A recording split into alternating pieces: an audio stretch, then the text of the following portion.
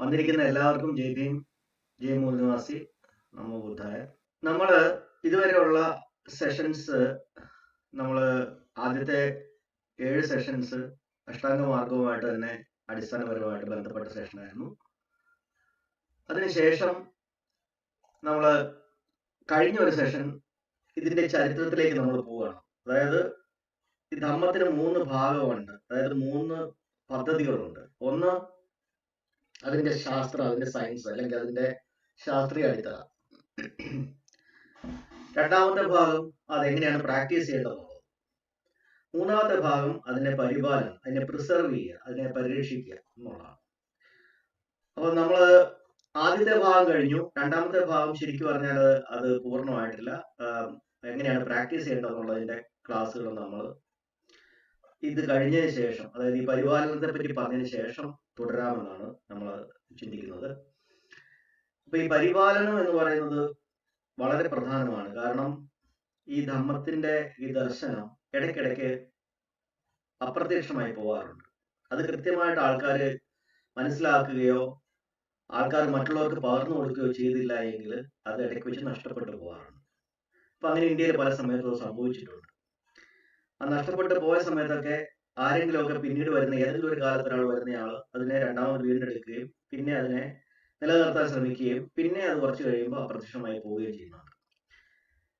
അപ്പോ ഇന്ത്യയിൽ ഇതുവരെ അത് എങ്ങനെയൊക്കെയാണ് നഷ്ടപ്പെട്ടു പോയത്, അല്ലെങ്കിൽ എങ്ങനെയാണ് അപ്രത്യക്ഷമായത്, അതെങ്ങനെയാണ് അപ്രത്യക്ഷമാക്കിയത് എന്നുള്ളതും കൂടെ നമ്മൾ പഠിച്ചാലേ ഇനി ഭാവിയിൽ അഥവാ അങ്ങനെ എന്തെങ്കിലും ഒരു ചതിക്കുഴിയിലേക്ക് നമ്മൾ വീഴാതെ നമുക്ക് ഇതിനെ, അല്ലെങ്കിൽ അങ്ങനെ നഷ്ടപ്പെടാതെ നമുക്ക് ഇതിനെ സൂക്ഷിക്കാൻ പറ്റുള്ളൂ.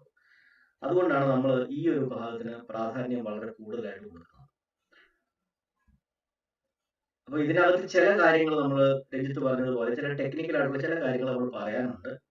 അത് പറയുമ്പോൾ അതിനെപ്പറ്റിയുള്ളത് നേരത്തെ മുൻ ക്ലാസ്സുകൾ കണ്ടിട്ടുള്ളവർക്കാണെങ്കിൽ അത് പെട്ടെന്ന് മനസ്സിലാവും. അല്ലാത്തവരാണെങ്കിൽ രണ്ടാമത് ആ ക്ലാസ്സുകളൊന്ന് പോയി കാണുകയോ അല്ലെങ്കിൽ നമ്മൾ പ്രാക്ടിക്കലിലേക്ക് വരുകയൊക്കെ ചെയ്യുമ്പോൾ അത് മനസ്സിലാവും എന്താണ് അതിനകത്ത് ഉദ്ദേശിക്കുന്നത്. അപ്പം നമ്മൾ കഴിഞ്ഞ ക്ലാസ്സിൽ പറഞ്ഞു നിർത്തിയത് ബ്രാഹ്മണരെ എന്തുകൊണ്ടാണ് ഇതിങ്ങനെ നശിപ്പിക്കാനായിട്ട് ഇറങ്ങി തിരിച്ചത് എന്നുള്ളതാണ് നമ്മൾ പറഞ്ഞത്. അത് വളരെ പെട്ടെന്നൊന്ന് പറയാം. ആദ്യകാലത്തെ അവരുടെ ആ ഒരു സ്പിരിച്വാലിറ്റി, അതായത് വലിയ യാഗങ്ങളും യജ്ഞങ്ങളും ഹോമങ്ങളും നടത്തുന്ന ആ ഒരു ഹോമ സംസ്കാരം അല്ലെങ്കിൽ യാഗ സംസ്കാരം അല്ലെങ്കിൽ യജ്ഞ സംസ്കാരം, വലിയ വെളിയിൽ പറമ്പുകളിൽ മൈതാനങ്ങളിൽ വലിയ യാഗശാല, വർണ്ണശാല, ഹോമകുണ്ടം ഒരുക്കി വലിയൊരു ആഴി ഹോമകുണ്ടം ഉണ്ടാക്കി അതിലേക്ക് ഹോമിക്കുന്ന ഒരു പരിപാടി, അല്ലെങ്കിൽ യജ്ഞം, സാക്രിഫൈസ് എന്നൊക്കെ പറയുന്നത്. അതായിരുന്നു ആദ്യത്തെ സിസ്റ്റം. അതിനകത്തൊരു 4-5 ദൈവങ്ങളുണ്ടായിരുന്നു. അവർ സ്ഥിരമായിട്ട് പ്രാർത്ഥിക്കുന്ന കുറച്ച് ദൈവങ്ങളുണ്ടായിരുന്നു. ഇന്ദ്രൻ, വരുണൻ, മിത്രൻ, അഗ്നി, വായു, ബ്രഹ്മാവ്, അങ്ങനെ തുടങ്ങിയ കുറെ ദൈവങ്ങളുണ്ടായിരുന്നു. അതുമായിട്ട് ബന്ധപ്പെട്ട ഒരു സിസ്റ്റമാണ് അവർ ആദ്യം ഇവിടെ വരുമ്പോൾ, ഇന്ത്യയിൽ വരുമ്പോൾ കൊണ്ടുവരുന്നത്. അത് പക്ഷേ നമ്മുടെ സംസ്കാരമായിട്ട് ചേരാത്തതൊന്നായതുകൊണ്ട്, ഇന്ത്യൻ സംസ്കാരമായിട്ട് യാതൊരു ചേർച്ചയും ഇല്ലാത്തത് കൊണ്ട് തന്നെയുമല്ല, ഒട്ടേറെ ബലിമൃഗങ്ങളെ ഇതിന് വേണ്ടിയിട്ട് കൊന്നൊടുക്കുകയും ഇവൻ നരബലി പോലും, മനുഷ്യബലി പോലും അതിനു വേണ്ടി നടത്തുകയും ചെയ്യുന്ന ഒരു സിസ്റ്റം വന്നതോടുകൂടി അത് നമ്മുടെ ഇന്ത്യക്കാരുടെ ഒരു സ്വഭാവമേ അല്ല, അല്ലെങ്കിൽ അവരുടെ രീതിയല്ല. ദൈവത്തിനെ പ്രീതിപ്പെടുത്താനായിട്ട് എന്തിനെങ്കിലും കൊന്ന് ദൈവത്തിനെ തൃപ്തിപ്പെടുത്തുക എന്നൊക്കെ പറയുന്നത് ഒരിക്കലും ഇന്ത്യക്കാരുടെ ഒരു ദർശനങ്ങൾക്ക്, അതായത് സിന്ധു നദിയുടെ സംസ്കാരത്തിലെ ദർശനങ്ങൾ, ശ്രമണ സംസ്കാരത്തിന് പറ്റിയ ഒരു മാർഗമേ ആയിരുന്നില്ല. നമ്മുടെ സംസ്കാരങ്ങളെല്ലാം അഹിംസയിലും ശാസ്ത്രത്തിലും യുക്തിചിന്തയിലും ഒക്കെ അടിസ്ഥാനപ്പെടുത്തിയ ദർശനങ്ങളായിരുന്നു കൂടുതലും. അതുകൊണ്ട് തന്നെ ഇന്ത്യക്കാർ അത് സ്വീകരിച്ചില്ല. തന്നെയുമല്ല, ഈ പശുക്കൾ എന്ന് പറയുന്നത് ഒരു കാർഷിക വൃത്തിയിൽ ഏർപ്പെട്ടിരിക്കുന്ന ഒരു കമ്മ്യൂണിറ്റിയെ സംബന്ധിച്ചോളം പശുക്കൾ എന്ന് പറയുന്നത് വളരെ ഇമ്പോർട്ടൻ്റ്. കാര്യം ആദ്യകാലത്ത് നമുക്കറിയാം, ഇപ്പോഴത്തെ പോലെ ട്രാക്ടറുകളോ ഒന്നുമില്ല. അന്ന് നില ഉഴാനും ഈ അവിടെ ഒരു പ്രാവശ്യത്തെ കൃഷി കഴിഞ്ഞതിന് ശേഷം അവിടെ ഉഴുതു മറിക്കാനും പിന്നെ പശുവിന്റെ ബാക്കിയുള്ള എന്താ പറയുക അതിന്റെ വേസ്റ്റ് വരുന്നത് ഒക്കെ വളമായിട്ട് എടുക്കാനും, അതായത് പശുവിന്റെ മലവും മൂത്രമൊക്കെ വളമായിട്ട് ഉപയോഗിക്കുകയും പശുവിന്റെ ഈ പാല് കേന്ദ്രീകരിച്ച് തന്നെ പാൽ ഉൽപ്പന്നങ്ങൾ, അതായത് പാല്, തൈര്, വെണ്ണ, നെയ്യ് തുടങ്ങിയ സംഗതികളെല്ലാം ഉണ്ടാക്കുകയൊക്കെ ചെയ്യുന്ന ഒരു ഇൻഡസ്ട്രി അതുമായിട്ട് ഡെവലപ്പ് ചെയ്ത് വന്നതാണ്. അപ്പം ആ ഒരു രീതിയിൽ നോക്കുമ്പോൾ അന്നത്തെ ഒരു പ്രധാനപ്പെട്ട സമ്പത്തായിരുന്നു പശുക്കൾ എന്ന് പറയുന്നത്, ഗോക്കൾ. അപ്പൊ ഏറ്റവും കൂടുതൽ പശുക്കളുള്ള ആൾക്കാർക്കൊക്കെ ഒരു വലിയ സമ്പന്നരായിട്ട് കണക്കാക്കപ്പെട്ടിട്ടുണ്ട്. അപ്പൊ ഇങ്ങനെ ഈ പശുക്കളെയൊക്കെ കൊന്നൊടുക്കുകയൊക്കെ ചെയ്തപ്പം ഈ ജനതയുടെ അവരുടെ സാമ്പത്തിക നട്ടെല്ലാണ് തകർക്കപ്പെട്ടത്. അപ്പൊ അതുമൊക്കെ നമുക്കൊരു ബുദ്ധിമുട്ടായി. പശുക്കൾ ഇല്ലാണ്ടാവുന്നു, ഉള്ളവരുടെ പശുക്കൾ ഇങ്ങനെ നശിപ്പിക്കപ്പെടുന്നു. തന്നെയുമല്ല, ഇതിനകത്ത് പ്രത്യേകിച്ച് ഒരു അർത്ഥവുമില്ല. ഇങ്ങനെ പശുക്കളെ കൊന്നൊടുക്കിയൊന്നും ഒരു ദൈവത്തെ പ്രീതിപ്പെടുത്തേണ്ട കാര്യവുമില്ല. അപ്പൊ അതിനെതിരെ കൃത്യമായ ഒരു ശാസ്ത്രീയ ദർശനം, നമ്മുടെ തനതായ ബൗദ്ധ ദർശനത്തെ ഗൗതമ ബുദ്ധൻ വീണ്ടും ഉയർത്തിക്കൊണ്ടുവരികയും അതിനെ ആൾക്കാരിലേക്ക് പകർന്നു കൊടുക്കുകയും ഒരു ഭിക്ഷു സംഘത്തെ ഉണ്ടാക്കുകയും അത് ഇന്ത്യയിലെ ജനങ്ങൾ അത് സ്വീകരിക്കുകയും ചെയ്തതോടുകൂടി ഈ യാഗയജ്ഞ ഹോമ സംസ്കാരം, ആ ഒരു സ്പിരിച്വാലിറ്റിയുടെ മൊത്തം ആ ഒരു സിസ്റ്റം തന്നെ ഇന്ത്യയിൽ നിന്ന് അപ്രത്യക്ഷമായി. അപ്പോൾ ബേസിക്കലി ഇത് കൊണ്ടുവന്ന യൂറേഷ്യൻസ് ആയിട്ടുള്ള ബ്രാഹ്മണർക്ക് ഒരു ജീവിതമാർഗം ഇല്ലാതായി. മറ്റു ചില കച്ചവടങ്ങളൊക്കെ ചെയ്യാനായിട്ട് കുറച്ച് പേര് അവരുടെ കൂടെ വന്നവരുണ്ടായിരുന്നു. അവർ കച്ചവടങ്ങളും കാര്യങ്ങളും ചെയ്യുമെങ്കിലും ഈ പൗരോഹിത്യം എന്ന് പറയുന്ന ഒരു സംഗതി അവരുടെ കയ്യിൽ നിന്ന് കംപ്ലീറ്റ് ആയിട്ട് പോയി. അത് പോയതോടുകൂടി തന്നെ ഇന്ത്യൻ ജനങ്ങളുടെ മേലുള്ള ഒരു മാനസിക നിയന്ത്രണം അവർക്ക് നഷ്ടപ്പെട്ടു. ആ മാനസിക നിയന്ത്രണം എന്ന് പറഞ്ഞു കഴിഞ്ഞാൽ, നേരത്തെ അവരുടെ പൗരോഹിത്യത്തിന്റെ കീഴിൽ നിന്നിരുന്ന കുറച്ച് നമ്മുടെ തദ്ദേശീയരായ കുറെ രാജാക്കന്മാരും അതുപോലെ കുറെ ജനങ്ങളും ഒക്കെ ഇവരുടെ നിയന്ത്രണത്തിന് കീഴിലാണ്. കാര്യം ഇവരാണ് എല്ലാത്തിനും കൺട്രോൾ ചെയ്യുന്നത്. ഇവരുടെ വാക്കാണ് അവസാന വാക്ക്. രാജാവിനെ പോലും ഇവരാണ് കൺട്രോൾ ചെയ്യുന്നത്. അല്ലെങ്കിൽ തദ്ദേശീയരായിട്ടുണ്ടായിരുന്ന രാജാക്കന്മാർക്ക് ക്ഷത്രിയ പദവി കൊടുത്ത് അവരൊരു രണ്ടാമത്തെ ഒരു വർണ്ണമായി അവർക്ക് ഉപനയനം കൊടുക്കുന്നതും അത് കൊടുക്കാതിരിക്കുന്നതും ഒക്കെ ഇവരുടെ തീരുമാനമാണ്. അങ്ങനെ വരുമ്പോ രാജാവിനെ പോലും താഴെ ഇറക്കാനോ അല്ലെങ്കിൽ പദവിയിലേക്ക് കയറ്റാനോ ഒക്കെയുള്ള കൺട്രോൾ പോലും ബ്രാഹ്മണർക്കായിരുന്നു. ഇതെല്ലാമാണ് പൂർണ്ണമായിട്ടും നഷ്ടപ്പെട്ടു പോയത്. അപ്പൊ മറ്റേത് അവരുടെ യാഗ ഹോമ യജ്ഞങ്ങളിലേക്ക് അവർ പറയുന്ന കാര്യങ്ങൾ എല്ലാവരും അതിലേക്ക് കൊടുക്കുമ്പോൾ ആ രീതിയിൽ അളവറ്റ സ്വത്ത്, സ്വർണം, വെള്ളി, പശുക്കൾ, പിന്നെ അല്ലാതെ മറ്റ് സാമ്പത്തികമായിട്ടുള്ള മറ്റു കാര്യങ്ങളെല്ലാം ഇവർക്ക് കിട്ടുക. അതുപോലെ തന്നെ യാഗം, യജ്ഞവും, ഹോമം നടത്തുന്ന ആ പ്രദേശം, ആ സ്ഥലം മൊത്തമായിട്ട് ഇവരെടുക്കുക.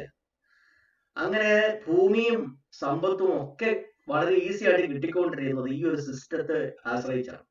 ആ സിസ്റ്റം കംപ്ലീറ്റ് ആയിട്ട് പോയി. അപ്പൊ നമ്മൾ മനസ്സിലാക്കേണ്ടത്, ബ്രാഹ്മണരുടെ ആദ്യത്തെ ബ്രാഹ്മണ മതം അവിടെ വെച്ച് നഷ്ടപ്പെട്ടു. ഇത് നമ്മൾ കൃത്യമായിട്ട് മനസ്സിലാക്കും. ബ്രാഹ്മണ മതം ആദ്യം നഷ്ടപ്പെട്ടു. പിന്നെ അവർക്ക് മതം ഇല്ലാതായി. അല്ലാതെ നമ്മൾ വിചാരിക്കുന്ന പോലെ ഇന്നത്തെ ഈ ബ്രാഹ്മണ മതം അല്ലെങ്കിൽ ഹിന്ദു മതം അന്ന് തൊട്ടേ തുടരുന്ന ഒറ്റ തുടർച്ചയാണ് എന്നൊരിക്കലും ധരിക്കരുത്. ഒരേ മതമല്ല, അത് രണ്ടും രണ്ടാണ്. അതുകൊണ്ട് തന്നെ നമ്മൾ ഒന്നാം ബ്രാഹ്മണ മതം അല്ലെങ്കിൽ ഒന്നാം ഹിന്ദുമതം എന്ന് പറയുന്നത് ഹിന്ദു എന്നുള്ള വാക്ക് പിന്നീട് വരുന്നതാണ്. എന്നാലും നമുക്ക് വേണമെങ്കിൽ പറയാം, ഒന്നാം ഹിന്ദുമതവും രണ്ടാം ഹിന്ദുമതവും ഉണ്ട്. ഇതൊന്നും ആരും നമ്മുടെ ചരിത്രത്തിൽ ആരും പറയാത്ത കാര്യങ്ങളാണ്. ഈ സെഷന്റെ പ്രാധാന്യം എന്ന് പറയുന്നത് തന്നെ ഈ ചരിത്രത്തിൽ എങ്ങും നിങ്ങൾ എവിടെ പരതിയാലും കിട്ടാത്ത കുറച്ച് കാര്യങ്ങൾ നമ്മൾ വർഷങ്ങളായി ഇതിന്റെ പുറകെ നടന്ന് ഇതിനകത്ത് റിസർച്ച് ചെയ്തിട്ട് മനസ്സിലാക്കിയ കാര്യങ്ങളാണ്. ഇത് നിങ്ങൾ ഏത് ലൈബ്രറിയിൽ പോയാലോ മറ്റേത് ആൾക്കാരോട് ചോദിച്ചാലോ നിങ്ങൾക്ക് ഇത് കിട്ടില്ല. ഈ ഒരു ചാനലിൽ കൂടെ മാത്രമേ ഇത് കിട്ടുള്ളൂ എന്നുള്ളത് ഞാൻ വളരെ ഉറപ്പിച്ച് പറയും. കാരണം ഞാൻ ഇതെല്ലാം പരതി നടന്നിട്ടുള്ള ആളാണ്. എനിക്കത് കിട്ടിയിട്ടില്ല. ഇതിന്റെ അകത്ത് മറ്റൊരു കാര്യം കൂടെ വളരെ പ്രധാനമായിട്ട് പറയാനുള്ളത്, ഈ ബൗദ്ധധർമ്മം ഇന്ത്യയിൽ ഭൗതികമായിട്ട് ഇതിനെ എങ്ങനെ നശിപ്പിച്ചു എന്നുള്ളത് നിങ്ങൾക്ക് പലയിടത്തും മനസ്സിലാക്കാൻ പറ്റും. അതായത് ചില രാജാക്കന്മാര് ചില വിഹാരങ്ങൾ തകർത്തത്, അല്ലെങ്കിൽ നമ്മുടെ വിഹാരങ്ങൾ പിടിച്ചെടുത്തത്, അല്ലെങ്കിൽ നമ്മുടെ ബോധഗയയിലെ ആൽമരം മുറിക്കാൻ ശ്രമിച്ചത്, കത്തിച്ചത്, ഇന്ത്യ ഒട്ടാകെ നമ്മുടെ ഭിക്ഷുക്കളെ കൊന്നൊടുക്കിയത്, ഈ കാര്യങ്ങളൊക്കെ നമുക്ക് പിന്നെയും നമുക്ക് ചരിത്രത്തിൽ പരതിയായി കിട്ടും. പക്ഷെ ഈ ദർശനം ഇതിനെ ആശയപരമായി എങ്ങനെ നശിപ്പിച്ചു എന്നുള്ളത് കൂടെ നമ്മൾ അറിയേണ്ടതുണ്ട്. അത് നിങ്ങൾക്ക് ഒരിടത്തുനിന്നും കിട്ടില്ല. ഇതിനെ ഫിസിക്കലായിട്ട് നശിപ്പിച്ചത്, ഭൗതികമായിട്ട് നശിപ്പിച്ച കാര്യം നിങ്ങൾക്ക് മനസ്സിലാക്കാൻ പറ്റും. അത് കിട്ടും, അതിനുള്ള സോഴ്സുകൾ പലയിടത്തും ഉണ്ട്. പക്ഷെ ആശയപരമായി ഇതിനകത്ത് കയറിയിട്ട് ഇതിനെ എങ്ങനെയാണ് നശിപ്പിക്കാൻ ശ്രമിച്ചത് എന്നുള്ളത് അത് നമുക്ക് ഒരിടത്തും പരിധിയാൽ കിട്ടത്തില്ല. ഇതിന്റെ അർത്ഥം ഈ ആശയങ്ങളെ ഇവരില്ലാതാക്കിയെന്നോ അല്ലെങ്കിൽ ഇവര് നശിപ്പിച്ചു എന്ന് പറയുമ്പോൾ ആശയങ്ങൾക്ക് എന്തെങ്കിലും കുറവുണ്ടായിരുന്നു എന്നുള്ളതല്ല. ആ ആശയങ്ങളെ വക്രീകരിച്ചു, ട്വിസ്റ്റ് ചെയ്തിട്ട് ആൾക്കാരുടെ മുമ്പിലേക്ക് വേറെ രീതിയിൽ അതിനെ പ്രസന്റ് ചെയ്തു, എന്നിട്ട് ഒറിജിനൽ ആശയങ്ങളെ തമസ്കരിച്ചു എന്നുള്ളതാണ് നമ്മൾ മനസ്സിലാക്കുന്നത്. അപ്പൊ അത് എവിടെയൊക്കെയാണ് അവർ ചെയ്തത് എന്നുള്ളത് നമ്മുടെ ഈ ക്ലാസ്സിലാണ് നമ്മൾ ആദ്യമായിട്ട് പറയാൻ പോകുന്നത്.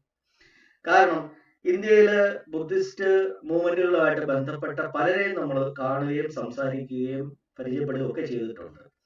പക്ഷെ അവരൊക്കെ ഈ ഒരു കാര്യം അറിഞ്ഞിട്ടോ മനസ്സിലാക്കിയിട്ടോ ഇല്ല എന്നുള്ളതാണ്. ഇതിനകത്ത് ഡോക്ടറേറ്റ് എടുത്ത ആൾക്കാർ വരെയുണ്ട്, അവർ പോലും പലരും ഇതിനെപ്പറ്റി മനസ്സിലാക്കുകയോ അറിയുകയോ ചെയ്തിട്ടില്ല ഈ രീതിയിൽ. അപ്പൊ അതുകൊണ്ടാണ് നമ്മൾ ഈ ഒരു ക്ലാസ് അതിനുവേണ്ടി വളരെ പ്രാധാന്യമുള്ളതാണ് എന്ന് പറയാൻ കഴിയും. അപ്പൊ ഞാൻ പറഞ്ഞു വന്നത്, ഈ ഒരു സ്പിരിച്വൽ സിസ്റ്റം അവരുടേത് പൂർണ്ണമായിട്ട് ബ്രാഹ്മണർക്ക് നഷ്ടപ്പെട്ടു പോയി കഴിഞ്ഞപ്പോൾ അവർക്ക് മറ്റൊരു സിസ്റ്റം അല്ലെങ്കിൽ മറ്റൊരു ആധ്യാത്മിക സിസ്റ്റം അവർക്ക് ഇല്ലാതെ മുമ്പോട്ട് പോകാൻ പറ്റില്ല എന്നുള്ളൊരു അവസ്ഥയായിരുന്നു. അപ്പൊ അതുകൊണ്ട് തന്നെ അവരേറ്റവും ആദ്യം ചെയ്തത് ബുദ്ധനുള്ള കാലത്ത് തന്നെ അതിലേക്ക് കയറി കൂടുക എന്ന് പറയുന്ന ഒരു കാര്യമാണ്. ഇത് ലോകത്തൊട്ടാകെ യഹൂദര് ചെയ്യുന്ന ഒരു കാര്യമാണ്. ഏതൊരു കാര്യം സക്സസ്ഫുൾ ആയിട്ടുണ്ടോ അതിനകത്തോട്ട് നുഴഞ്ഞു കയറുക, എന്നിട്ട് അത് അവരുടെ സ്വന്തമാക്കുക. ഇതേ പരിപാടികളാണ് ഇവിടെയും ചെയ്യുന്നത്. ബുദ്ധനുള്ള കാലത്ത് തന്നെ ഭൂരിപക്ഷം ആൾക്കാരും ഈ പറയുന്ന ബ്രാഹ്മണ പുരോഹിതരായിട്ടുണ്ടായിരുന്നു, അല്ലെ ബ്രാഹ്മണരായിട്ടുള്ളവരാണ് ഇതിനകത്ത് ഭിക്ഷുക്കളായിട്ട് കയറിക്കൂടിയത്. കാരണം ഈ ഒരു ദർശനം മനുഷ്യനെ ഏതെങ്കിലും ഒരു ജാതിയുടെയോ മതത്തിന്റെയോ വർണ്ണത്തിന്റെയോ വംശത്തിന്റെയോ പേരിൽ വിവേചനം ചെയ്യുന്ന ഒരു മതമല്ല. എല്ലാ മനുഷ്യരെയും സാഹോദര്യത്തോടുകൂടി സമഭാവനയോടുകൂടി കാണുന്ന ഒരു സിസ്റ്റമാണ്. ആ ദർശനത്തിനകത്ത് അതുകൊണ്ട് തന്നെ ആരെങ്കിലും വരരുത്, ആരെങ്കിലും കയറരുത് എന്ന് ആരോടും പറയാൻ നമുക്ക് പറ്റില്ല. മനുഷ്യനെ മനുഷ്യനായിട്ട് കാണാനാണ് ഈ ഒരു ദർശനം പഠിപ്പിക്കുന്നത്. അപ്പൊ ആ ഒരു പഴുത് മനസ്സിലാക്കി ഇതിനകത്തേക്ക് എല്ലാവരും ഒട്ടേറെ ബ്രാഹ്മണ ഭിക്ഷുക്കൾ ഇതിനകത്ത് കയറിയിട്ടുണ്ട്. ഒന്നാമത്തെ കാര്യം, അവർക്ക് നഷ്ടപ്പെട്ട ആ ഒരു റെസ്പെക്ട്, ഒരു ബഹുമാനം, ജനത്തിന്റെ ഒരു ആദരവ്, അത് അവിടെ നഷ്ടപ്പെട്ടു. പക്ഷെ ഇവിടെ ഭിക്ഷുക്കൾക്ക് അല്ലെങ്കിൽ ബൗദ്ധ ദർശനത്തിനകത്ത് അത് കിട്ടുന്നുണ്ട്. കാരണം ഗൗതമ ബുദ്ധൻ ഒരു ഭിക്ഷു സംഘത്തെ ഉണ്ടാക്കുകയും ആൾക്കാരുടെ അടുക്കിലേക്ക് അവരെ പഠിപ്പിക്കാനായിട്ട് വിടുകയും ആൾക്കാർ അവരെ തിരിച്ചു സഹായിക്കുക, അവരുടെ ഭക്ഷണം മറ്റു കാര്യങ്ങളെല്ലാം ആൾക്കാർ തിരിച്ചു കൊടുക്കുകയും ചെയ്തപ്പോ ഒരു കൊടുക്കൽ വാങ്ങലിന്റെ ഒരു അറേഞ്ച്മെന്റ് അല്ലെങ്കിൽ ഒരു വ്യവസ്ഥ അവിടെ ഉണ്ടാകുന്നുണ്ട്. ആ വ്യവസ്ഥയിൽ ആൾക്കാർ ഇവരെ വളരെയേറെ റെസ്പെക്ട് ചെയ്യുന്നുണ്ട്. ചില വലിയ ധനാഠ്യരായിട്ടുള്ള ആൾക്കാർ, ആനന്ദപിണ്ഡികയെ പോലുള്ള ധനാഠ്യരായിട്ടുള്ള ആൾക്കാര് അവർക്ക് വേണ്ടി താമസിക്കാൻ അവരുടെ വർഷകാലത്ത്, അതായത് മഴക്കാലത്ത് അവർക്ക് താമസിക്കാനുള്ള ഇടങ്ങൾ ഒരുക്കി കൊടുക്കുക, വളരെ വലിയ സ്ഥലങ്ങൾ പോലും ദാനമായിട്ട് കൊടുക്കുക, വിഹാരങ്ങൾ പണിതു കൊടുക്കുക, അവിടെ താമസിക്കാനുള്ള വ്യവസ്ഥകൾ ചെയ്തു കൊടുക്കുക. ഇത്തരം കാര്യങ്ങളെല്ലാം ചെയ്യുന്നത് കൊണ്ടും ആൾക്കാർ അവരെ ഒരു ആദരവോടുകൂടി, അതായത് സമൂഹത്തിലെ അറിവുള്ളവരായിട്ട്, അവരെ പഠിപ്പിക്കുന്ന ഗുരുക്കളായിട്ട്, അതുകൊണ്ട് തന്നെ ആ വാക്കുണ്ട് പാലി ഭാഷയിൽ അരിയരായിട്ടാണ്. അരിയർ എന്ന് പറഞ്ഞാൽ ശ്രേഷ്ഠരായിട്ടാണ് അവരെ കാണുന്നത്. അതുകൊണ്ടാണ് നമ്മൾ ശ്രേഷ്ഠം എന്നുള്ള വാക്കിന് പാലിയിലുള്ള വാക്ക് അരിയ എന്നാണ്. അരിയ അഷ്ടാധിക മാർഗ, അരിയ സത്യ എന്നൊക്കെ നമ്മൾ പറയുന്നത്, ആര്യ സത്യങ്ങൾ നമ്മൾ പറയുന്നത്. അപ്പൊ ഈ ആര്യ എന്നുള്ള വാക്ക് ഈ അരിയ എന്നുള്ളതിൽ നിന്ന് വന്നതാണ്. അപ്പൊ അങ്ങനെ അരിയരായിട്ട് അവർ കാണുകയും, ഒന്ന് അരിയരും ഒന്ന് അരജരുമാണ്. അരജർ എന്ന് പറയുന്നത് രാജാവും, അരിയർ എന്ന് പറയുന്നത് ഈ പറയുന്ന ഗുരുക്കളും. അപ്പൊ അങ്ങനെ ആൾക്കാർ റെസ്പെക്ട് കൊടുക്കുകയും ചെയ്തപ്പം ആ റെസ്പെക്ട് മറ്റേ യാഗയജ്ഞങ്ങൾ നഷ്ടപ്പെട്ടു പോയപ്പം അവർക്ക് ഇവിടെ കിട്ടുമെന്ന് മനസ്സിലാക്കി ആ ബ്രാഹ്മണർ വളരെയധികം ആൾക്കാർ ഇതിലേക്ക് കയറി കൂടുന്നുണ്ട്. അങ്ങനെ അവരതിനകത്ത് കയറി കൂടിയതിനു ശേഷം പിന്നീട് ഇത് ഇവരുടേതാക്കി മാറ്റണം എന്നുള്ളതാണ് അടുത്ത അജണ്ട. കാരണം ഉണ്ടായിരുന്ന ഒരു സിസ്റ്റം നഷ്ടപ്പെട്ടു പോയി, അപ്പൊ പുതിയൊരു സിസ്റ്റം വേണം. ആ സിസ്റ്റം പക്ഷേ ഗൗതമ ബുദ്ധൻ ഉണ്ടാക്കി വെച്ചിരിക്കുന്നതനുസരിച്ച് അതിനെ ഏതെങ്കിലും രീതിയിൽ ആൾക്കാരുടെ മുകളിൽ ആധിപത്യം സ്ഥാപിക്കാൻ പറ്റുന്ന രീതിയിലല്ല അതിനെ ഉണ്ടാക്കി വെച്ചിരിക്കുന്നത്. അതിനകത്ത് എങ്ങനെയാണെന്ന് പറഞ്ഞാൽ നമ്മൾ നമ്മുടെ മനസ്സിനെയും ശരീരത്തെ നിരീക്ഷിക്കുക, പഠിക്കുക, മനസ്സിന്റെ പ്രവർത്തനം എങ്ങനെയാണ് നടക്കുന്നത് മനസ്സിലാവുക, മനസ്സിനകത്ത് അസ്വസ്ഥത ഉണ്ടാവുന്നത് എങ്ങനെയാണ്, ഇമോഷൻ ഉണ്ടാവുന്നത് എങ്ങനെയാണ്, സമമായിട്ടിരിക്കുന്ന ഒരു മനസ്സ് എപ്പോഴാണ് ചാഞ്ചാടി തുടങ്ങുന്നത്, ഒന്നിനോടെങ്കിലും ഒരു ഇഷ്ടം തോന്നുകയോ അല്ലെങ്കിൽ അനിഷ്ടം തോന്നുകയോ ചെയ്യുമ്പോഴാണ് സമമായിട്ടിരിക്കുന്ന ഒരു മനസ്സ് അതിന്റെ ബാലൻസ് പോകുന്നത്. അപ്പോൾ അങ്ങനെ എങ്ങനെയാണ് ഇഷ്ടവും അനിഷ്ടവും ഒന്നിനോട് ഓരോന്നിനോടും നമ്മൾ തോന്നുന്നത് എങ്ങനെയാണ്? അത് നമ്മുടെ ശരീരത്തിൽ ഉണ്ടാകുന്ന സംവേദനകളെ ആശ്രയിച്ചാണ്. സംവേദനകൾ സുഖകരമാണെങ്കിൽ അത്തരം കാര്യങ്ങളോടൊക്കെ ഇഷ്ടവും, സംവേദനകൾ അസുഖകരമാണെങ്കിൽ അത്തരം കാര്യങ്ങളോടൊക്കെ അനിഷ്ടവും. അപ്പൊ അത് മനസ്സിന്റെ പ്രവർത്തനം മനസ്സിലാക്കിയിട്ട് സംവേദനകളെ എപ്പോഴും നിരീക്ഷിക്കുകയും ആ സംവേദനകളോട് ഇഷ്ടവും അനിഷ്ടവും ഇല്ലാത്ത രീതിയിൽ സമമായ രീതിയിൽ അതിനെ നിരീക്ഷിച്ച് ആ സംവേദനകളെ നിയന്ത്രിക്കുന്ന രീതിയിലേക്കാണ്, അല്ലെങ്കിൽ സംവേദനകളെ ഇല്ലാതാക്കുന്ന രീതിയിൽ മനസ്സിനെ നിയന്ത്രിക്കുന്നതുമായിട്ടുള്ള ഒരു പഠനമാണ് ബുദ്ധൻ മുമ്പോട്ട് വരുന്നത്. അങ്ങനെയാണ് മനുഷ്യന്റെ ദുഃഖം എന്ന് പറയുന്ന കാര്യം, അല്ലെങ്കിൽ മനസ്സിന്റെ അസ്വസ്ഥതയെ ഇല്ലാതാക്കുന്ന ഒരു മെത്തേഡ് അദ്ദേഹം മുമ്പോട്ട് വെച്ചത്. ആ ഒരു കാര്യത്തിനകത്ത് ഒരാൾക്കും നമ്മളെ നിയന്ത്രിക്കാനോ നമ്മളെ കൺട്രോൾ ചെയ്യാനോ നമ്മുടെ മുകളിൽ ആധിപത്യം സ്ഥാപിക്കാനോ പറ്റില്ല. അവിടെ ബുദ്ധൻ പറയുന്നത് എന്താണ്? ഞാൻ ഈ ഒരു മാർഗം പറഞ്ഞു തരാം, പക്ഷെ നിങ്ങളാണ് നിങ്ങളുടെ ബുദ്ധനാവേണ്ടത്, നിങ്ങളാണ് നിങ്ങളുടെ വെളിച്ചമാവേണ്ടത്. അതാണ് അദ്ദേഹം പറഞ്ഞിരിക്കുന്നത്. അത്തദീപോ ഭവ, അത്തദീപോ ബിഹരത്, നീ ഒരു ദ്വീപ് പോലെ ആയി നീ അതിനകത്ത് വിഹരിക്കുക, നീ നിന്റെ വെളിച്ചമാവുക, നീ നിന്റെ ബുദ്ധനാവുക എന്ന് പറയുന്ന ആ ഒരാശയം വരുമ്പോ ആർക്കും ആരെ നിയന്ത്രിക്കാൻ പറ്റത്തില്ല. അപ്പോ ഭിക്ഷുക്കൾ അതിനകത്ത് വരുമ്പോ, ഈ ബ്രാഹ്മണ ഭിക്ഷുക്കൾ അതിനകത്ത് വരുമ്പോ ഈ സിസ്റ്റം അവർക്ക് ഇങ്ങനെ പോയാൽ പണ്ടുണ്ടായിരുന്ന ഒരു നിയന്ത്രണമൊന്നും ആൾക്കാരുടെ മുകളിൽ ഉണ്ടാക്കാൻ പറ്റത്തില്ല.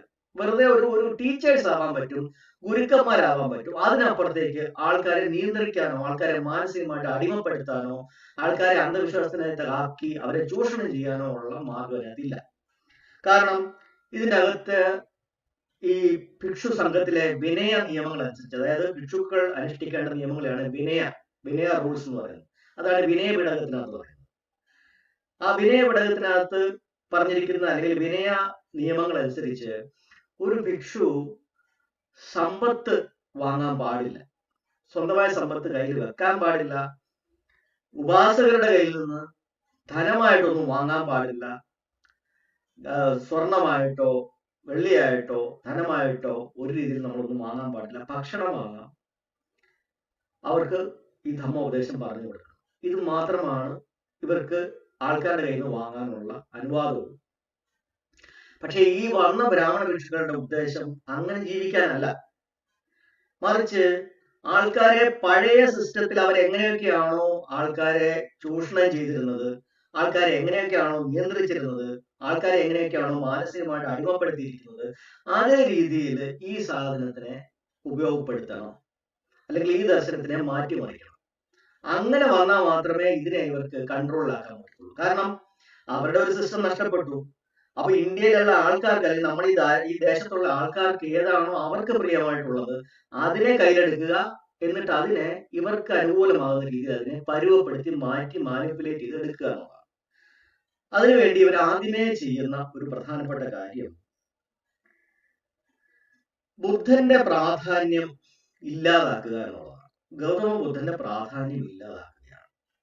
അതിന് ഇവർ ആദ്യമേ ചെയ്തത്, ഗൗതമ ബുദ്ധൻ സ്വയം അർഹതനാവുക, അല്ലെങ്കിൽ അഹം എന്ന് പറയുന്ന ഭാവം മാറ്റി അർഹതനാവുക, സ്വന്തമായിട്ട് നിർവ്വാണാവസ്ഥയിലേക്ക് പോവുക, മനസ്സിനെ അങ്ങനെ അസ്വസ്ഥതകളിൽ നിന്ന് മുക്തമാക്കുക, ആ ഒരു കാര്യത്തിലാണ് അദ്ദേഹം ഫോക്കസ് ചെയ്തിരിക്കുന്നത്. അത് ഓരോരുത്തരും ചെയ്യുക, അവരവരുടെ രീതിയിൽ അവരവർ നന്നാവുക, അവരവര് മനസ്സിനെ ഇന്നർ പീസ് അല്ലെങ്കിൽ ഉള്ളിലെ സമാധാനം ഉണ്ടാക്കുക. ഇതാണ് അദ്ദേഹത്തിന്റെ സിസ്റ്റം.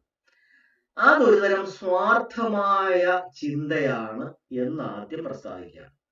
അതായത് ബുദ്ധന്റെ ഈ ഒരു നിലപാട് സ്വയമായിട്ട് അദ്ദേഹത്തിന്റെ മനസ്സിനെ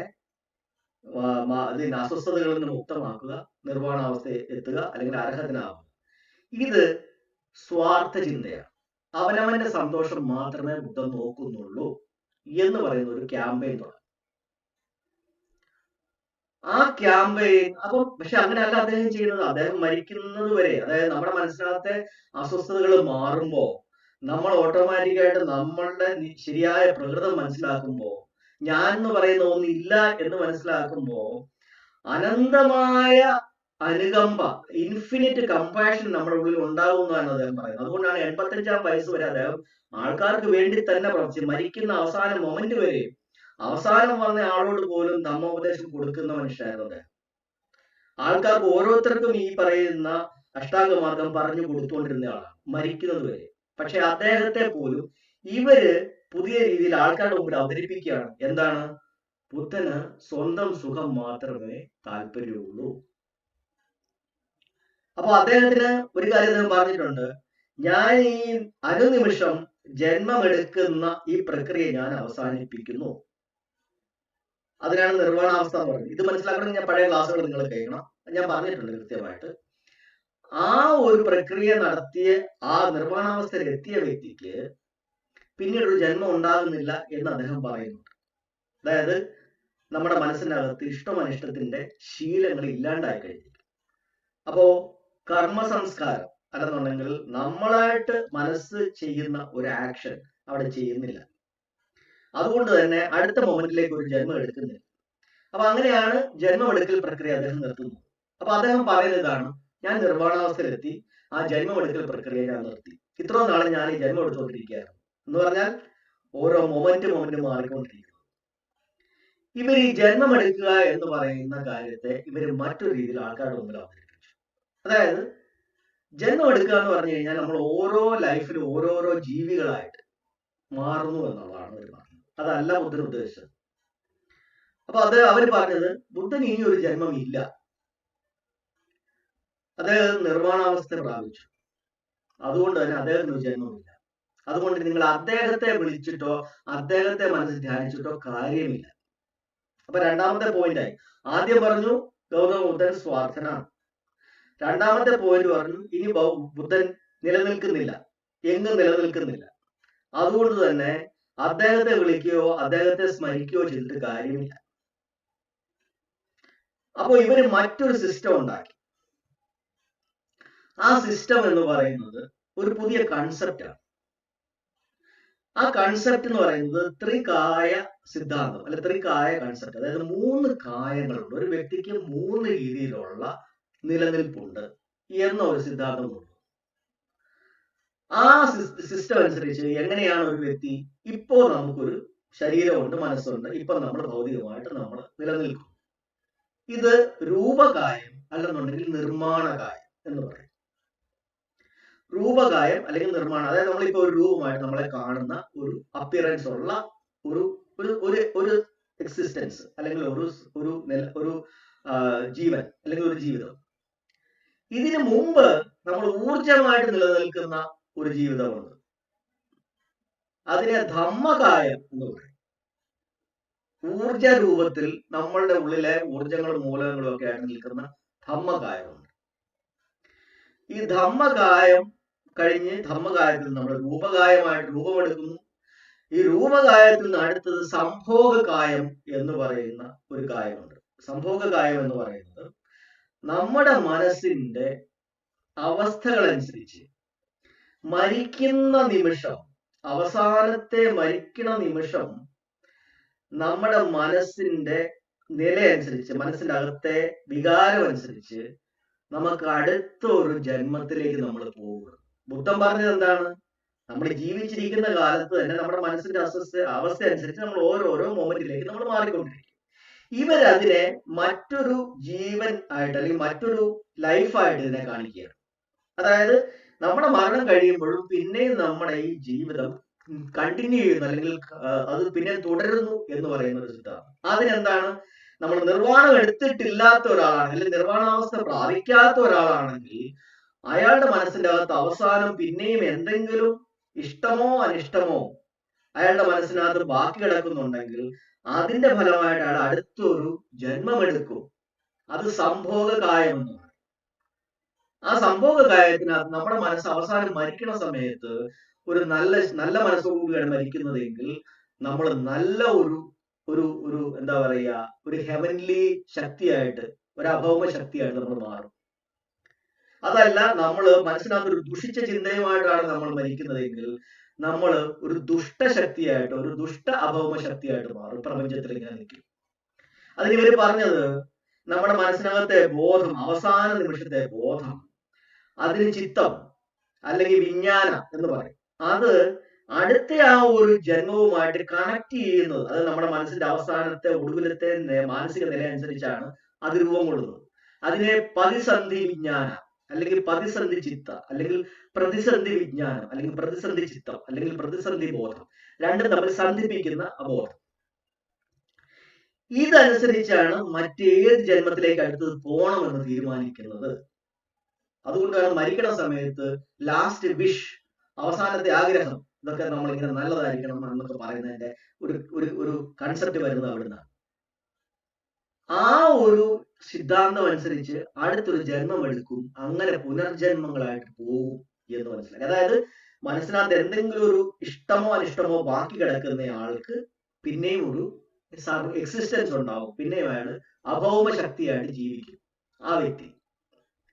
പക്ഷെ നമ്മൾ സയന്റിഫിക് ആയിട്ട് നമ്മൾ അതിനെ പറ്റി പഠിച്ചു, എങ്ങനെയാണ് മരണം സംഭവിക്കുന്നത്. മരണം സംഭവിക്കുമ്പോൾ നമ്മുടെ മസ്തിഷ്കത്തിനകത്തെ കോശങ്ങൾ ഊർജം ഉൽപ്പാദിപ്പിക്കുന്നത് അത് അവസാനിക്കുകയും അത് ഡെഡായി പോവുകയും ചെയ്യും. അതിന് മരണത്തിന്റെ ശേഷമുള്ള 7 കണ്ടീഷൻസ് നമ്മൾ പറഞ്ഞു. അതായത് നമ്മുടെ ശരീരത്തിന്റെ രക്തയോട്ടം ഇല്ലാതാവുന്നു, നമ്മുടെ നിറം മാറുന്നു, നമ്മുടെ ശരീരം തണുക്കുന്നു, ടെമ്പറേച്ചർ മാറുന്നു, അതിനുശേഷം ശരീരത്തുള്ള എൻസൈമുകളും ബാക്ടീരിയയും പ്രവർത്തിച്ചു തുടങ്ങുന്നു, അതിനുശേഷം കോശങ്ങൾ ദ്രവിച്ചു തുടങ്ങുന്നു, അത് പിന്നെയും പ്രപഞ്ചത്തിലെ മൂലകളിലേക്ക് അല്ലെങ്കിൽ പഴയതിലേക്ക് തന്നെ തിരിച്ചു പോകുന്നു എന്നുള്ളത് നമ്മൾ പഠിച്ചു. അല്ലാതെ ഒരു വിജ്ഞാനമോ അല്ലെങ്കിൽ ഒരു ബോധമോ അല്ലെങ്കിൽ ഒരു ഒരു ഒരു ആത്മാവെന്ന് പറഞ്ഞുള്ള ഇല്ല എന്ന് ബുദ്ധൻ പറഞ്ഞു. അതുകൊണ്ട് ആത്മാവെന്ന് പറയുന്ന അതിനെ മാറ്റിയിട്ട് അവർ ഈ അവസാനത്തെ നിമിഷത്തെ ബോധം അല്ലെങ്കിൽ പ്രതിസന്ധി ചിത്ത എന്ന് പറയുന്ന ഒരു സാധനം കൊണ്ട് അതിനെ ഇവര് റീപ്ലേസ് ചെയ്തു. ആത്മാവെന്ന് പറയാൻ പറ്റത്തില്ല, കാരണം അനാത്മ എന്ന് പറഞ്ഞു പോയി. അതുകൊണ്ട് ആത്മാവെന്ന് പറയാതെ മറ്റൊരു രീതിയിൽ ഈ ബോധം എന്ന് പറയുന്ന ഒരു സാധനത്തെ ഉപയോഗിച്ച് അവർ ഈ തുടർന്നു പോകുന്ന ജന്മത്തെ ഇവർ പിന്നെയും കൊണ്ടുവരാൻ ശ്രമിക്കുകയാണ്. ബുദ്ധൻ പറഞ്ഞ ഇതല്ല, മരിക്കുമ്പോൾ നമ്മൾ തീർന്നു പോവുക തന്നെയാണ്. പക്ഷെ ജീവിച്ചിരിക്കുന്ന സമയത്ത് നമ്മൾ മറ്റ് പല പല ഓരോ മൊമെന്റിലും മാറിക്കൊണ്ടിരിക്കുന്ന ആ ഒരു പ്രതിഭാസം ഇല്ലാണ്ടാക്കി എന്നാണ് ബുദ്ധൻ പറയുന്നത്. അപ്പൊ ഇത് രണ്ടാണ്. ബുദ്ധൻ പറയുന്ന ജന്മത്തിന്റെ അർത്ഥവും ഇവര് പറയുന്ന ജന്മത്തിന്റെ അർത്ഥവും രണ്ടാണ്. ബുദ്ധൻ പറയുന്നത് ഓരോ നിമിഷത്തനുസരിച്ച് നമ്മുടെ മനസ്സും ശരീരവും മാറിക്കൊണ്ടിരിക്കുന്നതിനെ പറ്റിയാണ് അദ്ദേഹം പറഞ്ഞത്. അതായത് ഒരു പുഴ പോലെ, ഒരു പുഴയിലെ വെള്ളം എപ്പോഴും മാറിക്കൊണ്ടിരിക്കും, നമ്മൾ മാറിക്കൊണ്ടിരിക്കുക എന്നുള്ളതാണ്. ഇവര് പറഞ്ഞതല്ല, ഒരു ജന്മത്തിൽ പട്ടിയാണ്, പിന്നെ പൂച്ചയാണ്, പിന്നെ മനുഷ്യനായിട്ട് അവസാനത്തെ ആ അവസ്ഥയില് നമ്മൾ നല്ല മനസ്സുമായിട്ടാണ് മരിക്കുന്നതെങ്കിൽ നമ്മൾ ബ്രഹ്മലോകത്തേക്ക് പോകും. അല്ലെ അതുപോലത്തെ കുറെ ലോകങ്ങളുണ്ട്. അങ്ങനെ 31 തരം ലോകങ്ങളുണ്ട് എന്ന് അവരുടെ ഒരു പുതിയ സിദ്ധാന്തം വെച്ചു. ഈ സംഭോഗ കാര്യത്തിലേക്ക് പോകുമ്പോൾ 31 തരം ലോകങ്ങളുണ്ട്. ആ 31 തരം ലോകങ്ങൾ നമ്മുടെ മനസ്സിന്റെ അവസാനത്തെ നമ്മുടെ നില അനുസരിച്ച് അല്ലെങ്കിൽ വികാരം അനുസരിച്ചാണ് നമ്മൾ ഏത് ലോകത്തിലേക്ക് പോകണം എന്നുള്ള തീരുമാനിക്കുന്നത്. അങ്ങനെയാണ് ദുഷ്ടശക്തികളായിട്ട് പോകുന്ന അല്ലെങ്കിൽ അവസാനം മോശമായ ഒരു മനസ്സുമായിട്ട് മരിക്കുന്ന ആളുടെ പ്രതിസന്ധി ചിത്തം, പ്രതിസന്ധി വിജ്ഞാനം, അത് ഒരു ദുഷ്ടശക്തിയാക്കി അയാളെ മാറ്റും.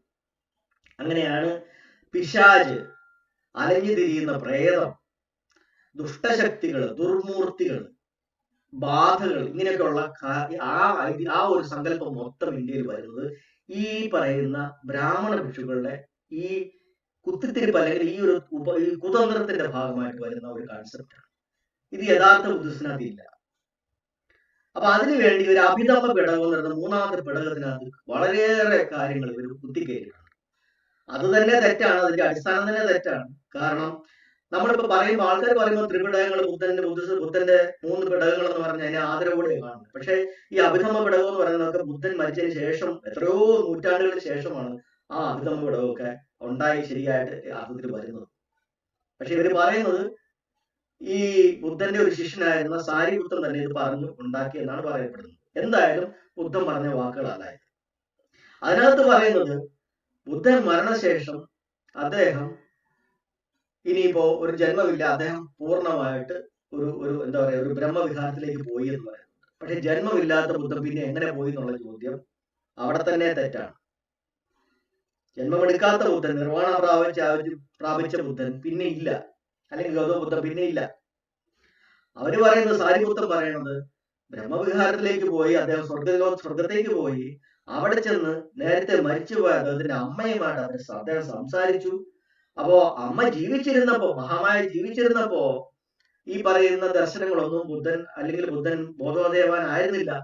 അപ്പൊ ബുദ്ധന് കിട്ടിയ ബോധോദയമൊക്കെ എന്താണ് എന്ന് അമ്മയും കൂടെ പഠിപ്പിക്കണമെന്ന് അമ്മ പറഞ്ഞു.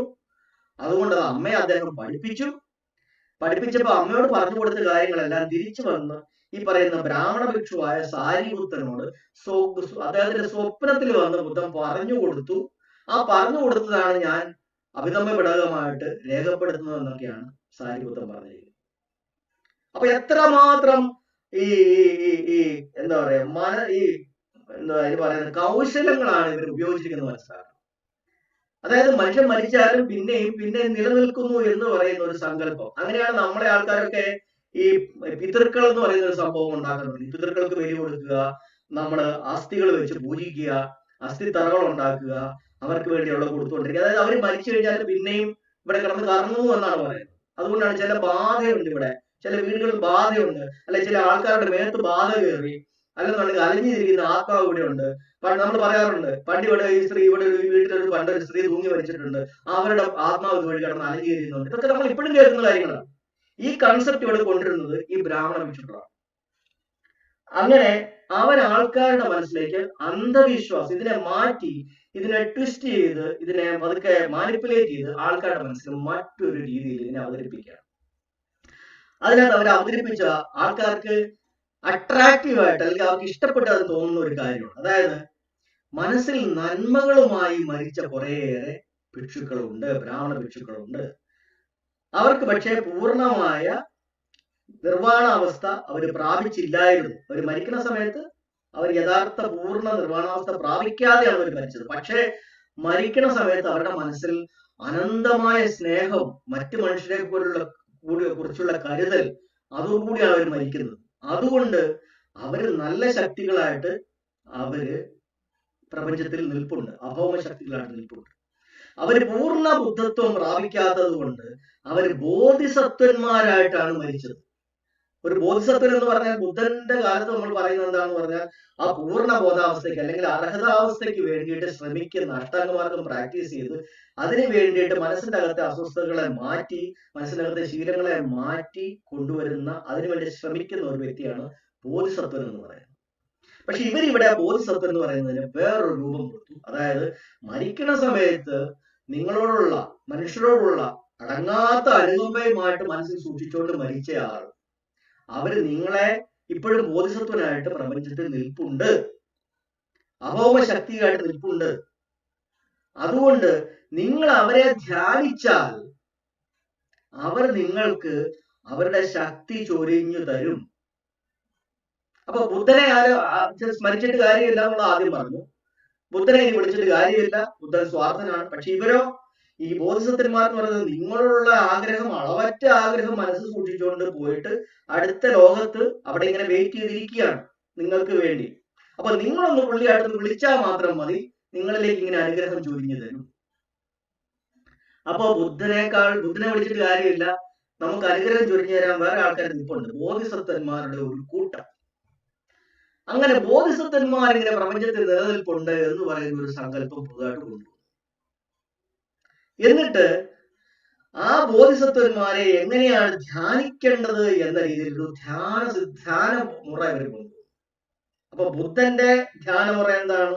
അഷ്ടാംഗമാർഗമാണ്. അതിന്റെ ഓർഡർ എങ്ങനെയാണ്? ആദ്യം ശീലം, അതിനുശേഷം മനസ്സിനെ സമമാക്കുക, സമാധി, അതിനുശേഷം മനസ്സിനകത്തോട്ട് നമ്മൾ നിരീക്ഷിച്ച് നമ്മുടെ ശരീരത്തിൽ എപ്പോഴും സംവേദനകൾ കിട്ടുന്ന രീതിയിൽ നമ്മുടെ സബ് കോൺഷ്യസിനെ നമുക്ക് എപ്പോഴും, നമ്മൾ കോൺഷ്യസ് ആയിട്ടിരിക്കുമ്പോഴും നമ്മുടെ ശരീരത്തെ സംവേദനകൾ കിട്ടുന്ന രീതിയിൽ പ്രജ്ഞ ഡെവലപ്പ് ചെയ്യുക എന്ന് പറയുന്നതാണ് അതിനകത്ത് സിസ്റ്റം. ആ പ്രജ്ഞ ഡെവലപ്പ് ചെയ്തിട്ട് നമ്മുടെ ശരീരത്തുണ്ടാകുന്ന ഓരോ ചെറിയ ചെറിയ സംവേദനകളെ, അനുഭൂതികളെ, ഫീലിങ്സിനെ മനസ്സിലാക്കി അതിനോട് നമ്മൾ ഇഷ്ടം അനിഷ്ടവും കാണിക്കാതെ മനസ്സിനെ ശീലിപ്പിച്ച് പുതിയ ശീലത്തിലേക്ക് കൊണ്ടുവന്ന് മനസ്സിനകത്ത് ഇഷ്ടത്തോടും അനിഷ്ടത്തോടും കാണിക്കുന്ന ശീലങ്ങളെ ഇല്ലാതാക്കി കൊണ്ടുവരുന്ന ഒരു പ്രക്രിയയാണ് അതിനകത്ത്. അപ്പൊ ആദ്യം ശീലത്തിൽ തുടങ്ങി, പിന്നെ സമാധി, പിന്നെ പ്രജ്ഞ. അപ്പൊ ഇതിന്റെ ഓർഡർ ശീലം ആദ്യം. ആ ശീലം നല്ലതായി കഴിയുമ്പോൾ, കറക്റ്റ് ആയി കഴിയുമ്പോൾ അടുത്തത് നമ്മൾ സമാധിയിലേക്ക് കയറുന്നു. സമമായ അവസ്ഥ മനസ്സിനകത്ത് ഉണ്ടാക്കി കഴിഞ്ഞു കഴിയുമ്പം നമ്മുടെ നിരീക്ഷണം തുടങ്ങി വിപാസനയിലേക്ക് പോകുന്നു. നമ്മൾ മനുഷ്യന്റെ ആ പ്രജ്ഞാവസ്ഥ കൈവരിക്കുന്നു. ആ പ്രജ്ഞാവസ്ഥയിൽ നമ്മൾ നിരന്തരം മനസ്സിനെ ക്ലീൻ ചെയ്ത് അർഹതാവസ്ഥയിലെത്തുന്നു. അപ്പം നമ്മുടെ അതിന്റെ ഉദ്ദേശം എന്ന് പറയുന്നത്, യഥാർത്ഥ ബുദ്ധന്റെ പഠനം എന്ന് പറയുന്നത് ദുഃഖത്തിന്റെ പരിഹാരം, ആ പരിഹാരത്തിന്റെ മാർഗം, അതിന്റെ പ്രാക്ടീസ്, അത് ചെയ്ത് അർഹതാവസ്ഥയിൽ എത്തുക എന്നുള്ളതാണ്. ആ അർഹതാവസ്ഥയിൽ എത്തുക എന്നുള്ളതാണ് ഇതിന്റെ അകത്ത് നമ്മുടെ യഥാർത്ഥ ബൗദ്ധരുടെ അല്ലെങ്കിൽ ബുദ്ധൻ പഠിപ്പിച്ച അഷ്ടാംഗ മാർഗത്തിന്റെ ഉദ്ദേശം. അതിന്റെ ഓർഡർ അതുകൊണ്ട് ആദ്യം തുടങ്ങുന്നത് ശരിയായ വാക്ക്, ശരിയായ പ്രവൃത്തി, ശരിയായ ജീവിതവൃത്തി. ഇതാണ് അതിന്റെ ശീലം. ശരി, അതാണ് ശീലം എന്ന് പറയുന്നത്. മൂന്നാണ്. അടുത്തത് മനസ്സിനെ സമമാക്കുക. ഓടിക്കൊണ്ടിരിക്കുന്ന മനസ്സിനെ സമമാക്കുക. അതിനു വേണ്ടിയിട്ടാണ് രണ്ടാമത്തേത് സമാധി അവസ്ഥയിലേക്ക് വരിക. അതിനകത്ത് എന്തൊക്കെയാണ്? ശരിയായ എഫേർട്ട്. നമ്മൾ പിന്നെ എഫേർട്ട് എടുക്കണം. അത് നമ്മൾ പിന്നെ പ്രാക്ടീസ് ചെയ്യുമ്പോൾ പഠിപ്പിച്ചുതരാം. ശരിയായ നമ്മുടെ ശ്വാസത്തെ, ആനപാനസതിയെ ശ്രദ്ധിക്കുന്നു. അതിനുശേഷം നമ്മുടെ ശരീരത്തിലുള്ള സംവേദനകളെ ശ്രദ്ധിക്കുന്നു. ഉപകാര സമാധിയിൽ എത്തുന്നു. ഉപകാര സമാധിക്ക് ശേഷം അപ്പോൾ അതിനകത്ത് 3 കാര്യങ്ങളാണ് വരുന്നത്. അതായത് ശരിയായ എഫർട്ട്, സമ്മാവിരിയോ അല്ലെങ്കിൽ ശരിയായ പരിശ്രമം, സമ്മാസക്തി ശരിയായ ശ്രദ്ധ. എവിടേക്കാണ് ശ്രദ്ധിക്കേണ്ടത്? 4 സതിപത്താനങ്ങളെ ശ്രദ്ധിക്കണം. ഇത് നമ്മൾ കഴിഞ്ഞ ക്ലാസ്സിൽ പഠിപ്പിച്ചിട്ടുണ്ട്. ശരിയായ 4 സ്ഥലങ്ങളിൽ നമ്മൾ ശ്രദ്ധിക്കണം. ആ 4 സതിപത്താനം എവിടേക്കാണ് ശ്രദ്ധ പതിപ്പിക്കേണ്ടത്? നമ്മുടെ ശ്വാസത്തില്, നമ്മുടെ ശരീരത്തിലുണ്ടാകുന്ന സംവേദനകള്, നമ്മുടെ മനസ്സിനകത്തൂടെ പോകുന്ന ചിന്തകള്, ഓരോ സംവേദനകൾക്കനുസരിച്ച് നമ്മുടെ മനസ്സ് പ്രതികരിക്കുന്ന പ്രതികരണത്തെ. അങ്ങനെ അതായത് ശ്വാസം, ചിന്ത, ഫീലിങ്സ്, നമ്മുടെ മനസ്സിന്റെ ശീലങ്ങൾ, മെന്റൽ ഹാബിറ്റ്സ്, ഈ 4 കാര്യങ്ങളാണ് അവിടെ ശ്രദ്ധിക്കേണ്ടത്. അപ്പോൾ ശരിയായ ശ്രദ്ധ, പിന്നെ ശരിയായ കോൺസെൻട്രേഷൻ, സമാധി. അപ്പോൾ സമാധി എപ്പോഴാണ് വരുന്നത്? 6ാമത്തെ സ്റ്റെപ്പാണ്. സമ്മാ വാച, സമ്മാ കമ്മന്തോ, സമ്മാ ആജീവോ, സമ്മാ വിരിയോ, സമ്മാ സതി, സമ്മാ സമാധി. അപ്പോ മനസ്സിനെ സമമാക്കുക എന്ന് പറയുന്നത് നമ്മുടെ 6ാമത്തെ സ്റ്റെപ്പ് വരെ ആയിട്ടുള്ളൂ. അതിനുശേഷമാണ് അവസാനത്തെ 2 പ്രധാനപ്പെട്ട സ്റ്റെപ്പ് വരുന്നത്. ഒന്ന് സമാധിത്തി, ശരിയായ കാഴ്ച അല്ലെങ്കിൽ ശരിയായ ഉൾക്കാഴ്ച, നമ്മുടെ ഉള്ളിൽ എന്താണ് നടക്കണം എന്നുള്ളത് ശരിയായ ഉൾക്കാഴ്ച. അതിനുശേഷം സങ്കല്പോ, ശരിയായ ഡിറ്റർമിനേഷൻ. ഞാൻ ആ ഉൾക്കാഴ്ച, അതിനകത്ത് കിട്ടിയ അറിവിനെ ഉപയോഗിച്ച് നമ്മുടെ മനസ്സിനെ പൂർണ്ണമായിട്ട് മാറ്റി കറക്റ്റാക്കി ക്ലീൻ ആക്കി മനസ്സിനെ അവസാനം അർഹതാവസ്ഥയിൽ എത്തിക്കുക. എല്ലാ മാലിന്യങ്ങളും മനസ്സിൽ നിന്ന് മാറ്റി അർഹതാവസ്ഥയിൽ എത്തിക്കുക. അങ്ങനെ അവസാനത്തെ നമ്മുടെ സമ്മാദിത്യം സമ്മാദിത്യം സങ്കല്പവുമാണ്, അല്ലെങ്കിൽ സമ്മാദിത്യാണ്. ശരിയായ അറിവ് കിട്ടുക എന്ന് പറയുന്നതാണ് ഏറ്റവും അവസാനത്തെ കാര്യം. ശരിയായ പ്രജ്ഞ കിട്ടുക എന്നുള്ളതാണ് അവസാനത്തെ കാര്യം. ഇതിനെ എങ്ങനെയാണ് മാറ്റിയത്? ഇവിടെയാണ് നമ്മൾ ഏറ്റവും കൃത്യമായിട്ട് മനസ്സിലാക്കേണ്ടത്. അഷ്ടാംഗ മാർഗത്തിന്റെ ഈ ഓർഡറിനെ തന്നെ ഇത് കംപ്ലീറ്റ് മാറ്റി. ഇതൊന്നും ഒരിടത്തും നിങ്ങൾ തപ്പിയാൽ കിട്ടത്തില്ല. ഈ പറയുന്ന കാര്യങ്ങൾ ഇന്ത്യയിലുള്ള ഏത് ബുക്കിനകത്ത് നിങ്ങൾ തപ്പിയാൽ കിട്ടത്തില്ല. അഷ്ടാംഗ മാർഗത്തിന്റെ ഓർഡർ ഇവർ മാറ്റുന്നത് എന്ന് പറഞ്ഞാൽ, ആദ്യം സമ്മാദിത്തി, സങ്കല്പം ആദ്യം ഏറ്റവും അവസാനത്തെ പ്രജ്ഞ എടുത്ത് ആദ്യം കൊണ്ടുവച്ചു. രണ്ടാമത് ശരിയായ ശീലം, അത് സമ്മാ വാച, സമ്മാ കമ്മന്തു, സമ്മാ ആജീവോ. അതിനുശേഷം സമ്മാ വിരിയോ, സമ്മാ സതി, സമ്മാ സമാധി. അപ്പൊ സമ്മാ സമാധി, അതായത് അവസാനത്തെ മനസ്സിന്റെ കോൺസെൻട്രേഷൻ ഏറ്റവും ഒടുവിലത്തെ അവസ്ഥയാക്കി 8ാമത്തെ സ്ഥാനമാക്കി മാറ്റി. അപ്പൊ 8 സ്റ്റെപ്പ് ഉണ്ടോ എന്ന് ചോദിച്ചാൽ 8 സ്റ്റെപ്പ് ഉണ്ട്. ആൾക്കാർ നോക്കി ഇതിന്റെ ഓർഡർ മാറ്റിമറിച്ചത് ആൾക്കാർക്ക് മനസ്സിലാവില്ല. എന്നിട്ട് ഇതിന് അർത്ഥം മാറ്റി കൊടുത്തു. ബുദ്ധൻ പറഞ്ഞത് അർത്ഥമല്ല ഇവർ കൊടുത്തത്. ആദ്യത്തെ സമ്മാദിത്തി, ശരിയായ കാഴ്ചപ്പാട്. എല്ലാ കാര്യങ്ങളെ പറ്റി നമുക്ക് ഒരു ശരിയായ കാഴ്ചപ്പാട് വേണം. അങ്ങനെ ഇതിന്റെ അർത്ഥം മാറ്റി. നമ്മൾ പറയുന്ന അങ്ങനെയല്ല. ശരിയായ ഉൾക്കാഴ്ച, അതായത് ഉള്ളിൽ എന്തൊക്കെയാണ് നടക്കുന്നത്, എന്റെ മനസ്സ് ശരീരം എങ്ങനെയാണ് വർക്ക് ചെയ്തുകൊണ്ടിരിക്കുന്നത്, എന്റെ ശരീരത്തിൽ എന്തൊക്കെ സംവേദനകൾ വരുന്നത്, അത് എന്റെ മൈൻഡും നമ്മുടെ യഥാർത്ഥ പ്രകൃതം, അതാണ് ബുദ്ധൻ പറഞ്ഞ, അതായത് അവിദ്യ, അറിവില്ലായ്മ മാറ്റാനുള്ള ആ ഒരു അറിവിനെയാണ് അദ്ദേഹം പറഞ്ഞത് അവിടെ. അത് മാറ്റിയിട്ട് എല്ലാ കാര്യങ്ങളെ പറ്റി ഒരു ശരിയായ കാഴ്ചപ്പാട്. ഓക്കെ, അടുത്ത കാര്യം സങ്കല്പം, ശരിയായ ഡിറ്റർമിനേഷൻ ആണ്. നമുക്ക് ജീവിതത്തിൽ വിജയിക്കാനായിട്ട് നമുക്ക് എല്ലാ കാര്യങ്ങളും ഒരു ശരിയായ നിശ്ചയദാർഢ്യം വേണം. ജീവിതത്തിൽ എല്ലാ കാര്യങ്ങളെ പറ്റി കാഴ്ചപ്പാട് വേണം. ജീവിതത്തിൽ വിജയിക്കാൻ ഒരു കൃത്യമായ ദൃഢനിശ്ചയം വേണം, നല്ലൊരു നിഷ്ഠ വേണം. പിന്നെ ശരിയായ വാക്ക്, നമ്മളെല്ലാവരും നല്ല വാക്കുകളെ പറയാവുള്ളൂ. പിന്നെ എല്ലാവരും അടുത്ത് ശരിയായ എന്താ പറയുക, കമ്മന്തോ ശരിയായ നല്ല കാര്യങ്ങൾ മാത്രം നമ്മൾ നല്ല കാര്യങ്ങൾ ചെയ്യാൻ ശ്രമിക്കുക. പിന്നെ അടുത്തത് നമ്മൾ ഒരു ജീവിത രീതി സ്വീകരിക്കുമ്പോൾ, അല്ലെങ്കിൽ നമ്മുടെ ഉപജീവന മാർഗം സ്വീകരിക്കുമ്പോൾ നല്ല കാര്യങ്ങൾ, അതായത് ശരി സമ്മാജീവം. പിന്നെ അടുത്തതാണ് എഫേർട്ട്, ശരിയായ പരിശ്രമം വേണം. ജീവിതത്തിൽ വിജയിക്കാൻ ശരിയായ പരിശ്രമം വേണം. പിന്നെ അടുത്തത് എന്താണ്? സത്തി, എല്ലാ കാര്യങ്ങളിലും ശ്രദ്ധ വേണം. സമാധി, എല്ലാത്തിനും നല്ലൊരു കോൺസെൻട്രേഷൻ വേണം. അർത്ഥം മാറി. ഇതിനെപ്പറ്റി കൃത്യമായിട്ട് മനസ്സിലാക്കുക. അഷ്ടാംഗമാർഗത്തിന്റെ പർപ്പസ് എന്തായിരുന്നു? ഈ ഓരോ വാക്കിന്റെ പർപ്പസ് എന്തായിരുന്നു? ഓരോ സ്റ്റെപ്പ് കഴിഞ്ഞ് അടുത്ത സ്റ്റെപ്പിലേക്ക് നമ്മൾ പോവുകയാണ്. ആ പോയാണ് നമ്മൾ അവസാനത്തെ ഗോളിൽ എത്തുന്നത്. ആ ഓരോ സ്റ്റെപ്പിനും പ്രാധാന്യം ഉണ്ടായിരുന്നു. ഇതങ്ങനല്ല. ഏത് കാര്യങ്ങളാണ് ഈ പറഞ്ഞ 8 കാര്യങ്ങൾ എപ്പോഴെങ്കിലും എന്തെങ്കിലുമൊക്കെ ചെയ്താൽ മതി. പ്രത്യേക ഓർഡർ ഒന്നുമില്ല. ശരിയായ വാക്ക് വേണം, ശരിയായ പ്രവൃത്തി വേണം, അല്ലെങ്കിൽ ശരിയായ കാഴ്ചപ്പാട് വേണം. ഇങ്ങനെയൊക്കെ പലതും നമ്മൾ റാൻഡമായിട്ട് ചെയ്യുക. ഇതല്ലല്ലോ അദ്ദേഹം പറഞ്ഞത്. ഇത് കൃത്യമായിട്ട് മനസ്സിലാക്കാത്ത ഒരാൾക്ക് ഈ അഷ്ടാംഗമാർഗത്തിന്റെ ഓർഡർ മാറ്റി ഇത് മനസ്സിലാകത്തില്ല. എന്നിട്ട് വേറൊരു കളികളെ കളിച്ചു. ഏറ്റവും അവസാനം കൊണ്ട് വെച്ചിരിക്കുന്നത് എന്താണ്? സമാധി. നമ്മുടെ അതിനകത്ത് എന്താണ്? മനസ്സിനെ സമമാക്കുന്ന അവസ്ഥ വരെ ആയിട്ടുള്ളൂ സമാധി. അതിനുശേഷം നമ്മൾ പിന്നെ നമ്മുടെ ഉള്ളിലേക്കുള്ള നോട്ടം തുടങ്ങുകയാണ്, വിവാസന തുടങ്ങുകയാണ്. മനസ്സിനെ ശരീരത്തിനെ ഒബ്സർവ് ചെയ്യാൻ തുടങ്ങാനുള്ള ഒരു പ്രാക്ടീസ് വരെ മാത്രമേ ആയുള്ളൂ നമ്മുടെ സമാധി എന്ന് പറയുന്നത്. മനസ്സിലാത്ത ചിന്തകളെല്ലാം മാറ്റി മനസ്സിനെ ഓട്ടമൊക്കെ അവസാനിപ്പിച്ച് മനസ്സിനെ ഒന്ന് സ്റ്റഡി ആക്കുന്നതിന് മാത്രമാണ് നമ്മൾ പറഞ്ഞത്. ഇവര് പറഞ്ഞത് എന്താണ്? ഈ സമാധി എന്ന് പറയുന്നത് ഈ പ്രപഞ്ചത്തിൽ നിൽക്കുന്ന കുറെ ബോധിസത്വന്മാരുണ്ടല്ലോ, നമ്മളിങ്ങനെ സഹായിക്കാനായിട്ട് ഇങ്ങനെ വെമ്പൽ കൊണ്ടിരിക്കുന്ന കുറെ ബോധിസത്വന്മാരുണ്ട്. അവരുമായിട്ട് ബന്ധം സ്ഥാപിക്കാൻ വേണ്ടിയിട്ടാണ് ഈ സമാധി അവസ്ഥ. അതുകൊണ്ടാണ് ഏറ്റവും അവസാനത്തെ സ്ഥലത്ത് കൊണ്ട് ഈ സമാധിയെ കൊണ്ട് പ്ലേസ് ചെയ്തത്. അപ്പൊ അവരുടെ ഓർഡർ എന്താണ്? പറയുമ്പോ ആദ്യം പ്രജ്ഞ, പിന്നെ ശീലം, പിന്നെ സമാധി.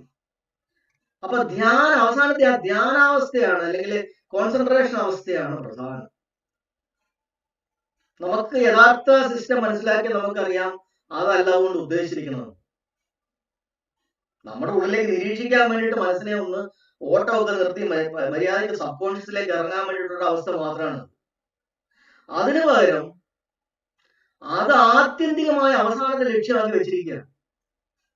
എന്നിട്ട് എന്താണ്? അർഹതാവസ്ഥ വേണ്ട, അർഹതന്മാരെയും വേണ്ട, ബോധിസത്വന്മാരെ ധ്യാനിക്കുക. ആ ബോധിസത്വന്മാരെ ധ്യാനിക്കാൻ വേണ്ടിയിട്ട് പിന്നെ ജപങ്ങളായി, മന്ത്രങ്ങളായി. അപ്പൊ ഇവർക്ക് ധ്യാനിക്കാൻ അറിയാം. ഈ ബ്രാഹ്മണ ഭിക്ഷുക്കൾക്ക് ധ്യാനിക്കാൻ അറിയാം. അവർക്ക് നിരന്തരം ഈ പറയുന്ന പ്രപഞ്ചത്തിൽ നിൽക്കുന്ന ഈ ശക്തികളുമായിട്ട് കണക്ഷൻ ഉണ്ട്. അവരുടെ കയ്യിൽ നിന്ന് സിദ്ധികൾ കിട്ടുന്നുണ്ട്. അങ്ങനെ ഇവന്മാര് ദിവ്യന്മാരാണ് ഈ ബ്രാഹ്മണ ഭിക്ഷുക്കൾ എന്ന് പറയുന്ന രീതിയിലുള്ള ഒരു സിസ്റ്റം ഉണ്ടാക്കി.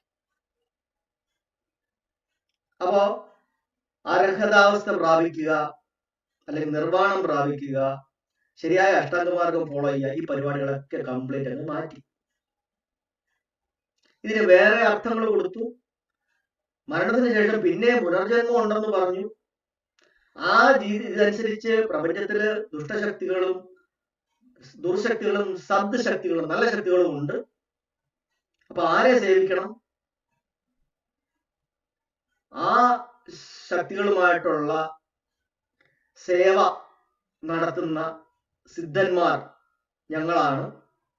അപ്പൊ ഓരോരുത്തർക്കും ഓരോരോ സ്പെഷ്യലൈസ്ഡ് ഡിപ്പാർട്ട്മെന്റ് ഉണ്ട്. ഓരോ ഭിക്ഷുവും പറയുന്നത്, ബ്രാഹ്മണ ഭിക്ഷുവും പറയുന്നത്, എനിക്ക് ഇന്ന ദേവനുമായിട്ട് കണക്ഷൻ ഉണ്ട്, എനിക്ക് അദ്ദേഹത്തിന്റെ ശക്തിയുണ്ട്. അങ്ങനെയാണ് ഈ സിദ്ധന്മാരുണ്ടാവും.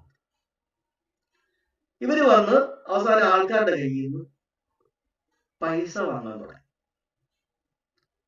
പണ്ടത്തെ ബിസിനസ് രണ്ടാമത് തുടങ്ങുക. അതുപോലെ തന്നെ ബുദ്ധന്റെ ഒരു പ്രധാനപ്പെട്ട ഉപദേശം എന്ന് പറയുന്നത്, ഭിക്ഷുക്കളോടുള്ള ഉപദേശം എന്ന് പറഞ്ഞാൽ ചരിക ഭിക്ഷവേ ചരിതം എന്നാണ്. അല്ലെങ്കിൽ ചരിക പിക്കവേ ചരികം, ഇപ്പോഴും ചലിച്ചുകൊണ്ടിരിക്കുക. നിങ്ങൾ ഒരിടത്തും നിലയുറപ്പിക്കാതെ, ഒരിടത്തും തമ്പടിക്കാതിരിക്കുക. നിങ്ങൾ എപ്പോഴും പോയിക്കൊണ്ടിരിക്കുക.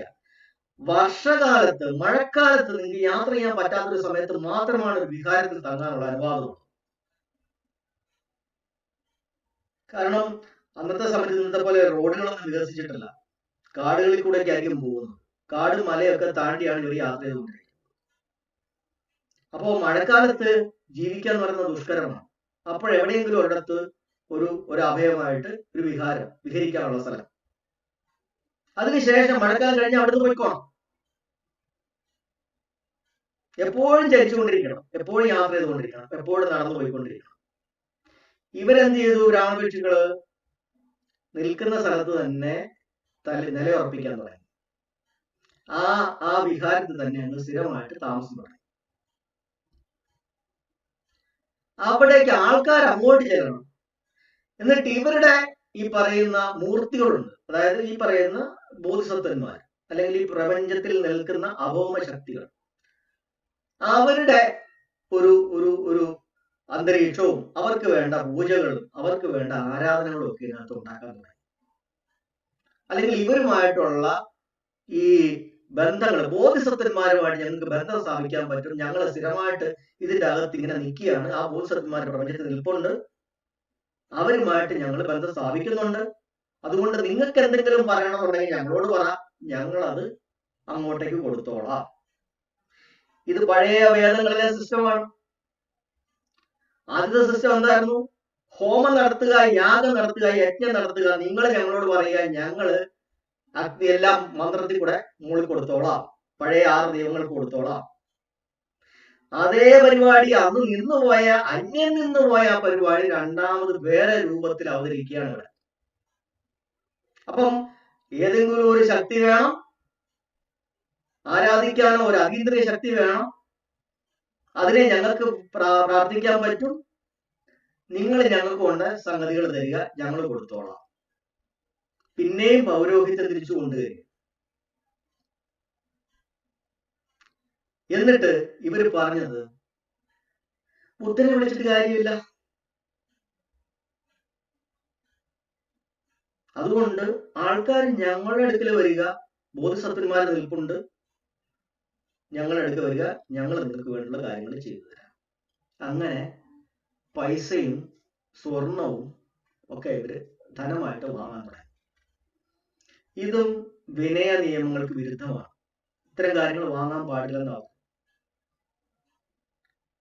അങ്ങനെ ഇതിന്റെ അകത്ത് ഒരു 2 രീതിയിലുള്ള ഡിവിഷൻ വന്നു ഭിക്ഷു സംഘത്തിന്റെ അകത്ത്. മറ്റൊരു കാര്യം കൂടെ ഉണ്ട്. ബുദ്ധൻ പറഞ്ഞത്, ബുദ്ധനോട് ഈ ബ്രാഹ്മണ ഭിക്ഷുക്കള് ഉള്ള സമയത്ത് തന്നെ ബുദ്ധനോട് പറയുന്നുണ്ട്, ഈ പറഞ്ഞു കൊടുക്കുന്ന സൂക്തങ്ങളൊക്കെ സംസ്കൃതത്തിൽ എഴുതുക, സംസ്കൃതത്തിൽ പറയുക. അന്ന് എഴുത്തില്ല, സംസ്കൃതത്തിൽ പറയുക. ബുദ്ധൻ പറഞ്ഞു, ഇല്ല, എനിക്കിത് ആൾക്കാരിലേക്ക് അറിയിക്കുക എന്നുള്ളതാണ് എന്റെ ഉദ്ദേശം. ആൾക്കാരുടെ ഭാഷ ഏതാണോ ആ പാലി ഭാഷ, അതായത് മാഗധി പ്രാകൃതം എന്നാണ് ഈ പാലിയുടെ ഒരു ശരിയായ പേര്. അതായത് പ്രാകൃത ഭാഷയിൽ മഗധ സ്ഥലങ്ങളിൽ, മഗധ ഗംഗാ സമതലത്തിൽ ഉപയോഗപ്പെടുന്ന ഭാഷയാണ് പാലി. അപ്പൊ മാഗധി പ്രാകൃതം നമ്മൾ പറയും. ആ പാലി ഭാഷയിലാണ് എനിക്ക് ആൾക്കാരോട് സംവദിക്കാൻ താല്പര്യമുള്ളൂ, അതുകൊണ്ട് ഇതിനെ സംസ്കൃതത്തിലേക്ക് പറയാൻ ചൊല്ലാൻ താല്പര്യമില്ല. അതുകൊണ്ട് പാലി ഭാഷയിലാണ് യഥാർത്ഥത്തിലുള്ള ആദ്യത്തെ നമ്മുടെ ബുദ്ധന്റെ വചനങ്ങളെല്ലാം പറഞ്ഞിരിക്കുന്നത്. അതിനകത്ത് പിന്നെ മാറ്റം മറിച്ചിൽ വരുത്തിയിട്ടുണ്ട്, അകത്ത് കയറിയിട്ട് പാലി തന്നെ കുറെ കാര്യങ്ങൾ അവർ കുത്തിക്കയറ്റിയിട്ടുണ്ട്, അത് വേറെ. എങ്കിലും ബുദ്ധൻ അതിന് വഴങ്ങിയില്ല. അദ്ദേഹം ജീവിച്ചിരിക്കുന്ന കാലത്തോളം അതിന് വഴങ്ങിയില്ല. തന്നെയുമല്ല, സ്വന്തം കസിനായിട്ടുള്ള ആനന്ദനെയാണ് അദ്ദേഹം ഈ ചുമതല ഏൽപ്പിച്ചത്. അതായത് പറയുന്ന സൂക്തങ്ങൾ ഓർക്കാനും കേൾക്കാനും അത് ആൾക്കാരോട് പിന്നീട് പറയാനുമുള്ള ചുമതല ആനന്ദനെ ഏൽപ്പിച്ചു. അദ്ദേഹത്തിന് ഈ പറയുന്ന ബ്രാഹ്മണ ഭിക്ഷുക്കൾ അത്ര വിശ്വാസമില്ലായിരുന്നു. ആനന്ദനാകുമ്പോൾ കൃത്യമായിട്ട് അത് പഠിക്കുകയും അത് മനസ്സിലാക്കുകയും ആൾക്കാരോട് പറയുകയും ചെയ്യുവാൻ, ഓർത്തെടുക്കുകയും ചെയ്യുവാൻ. പക്ഷെ ഈ പറയുന്ന ബ്രാഹ്മണ ഭിക്ഷുക്കള് ഈ പുതിയ ഒരു സംവിധാനം ഉണ്ടാക്കിയപ്പോൾ അതിനകത്ത് അവരെഴുതിയിരിക്കുന്നതെല്ലാം, അല്ലെങ്കിൽ അവർ ചൊല്ലുന്നതെല്ലാം സംസ്കൃതത്തിലാണ്. അതുകൊണ്ടാണ് മഹായാന സംസ്കൃതത്തിലാണ്. ഈ മഹായാനുള്ള പേര് ഞാനിപ്പോ പറയുന്നുള്ളൂ, അതിലേക്ക് ആയിട്ടില്ല.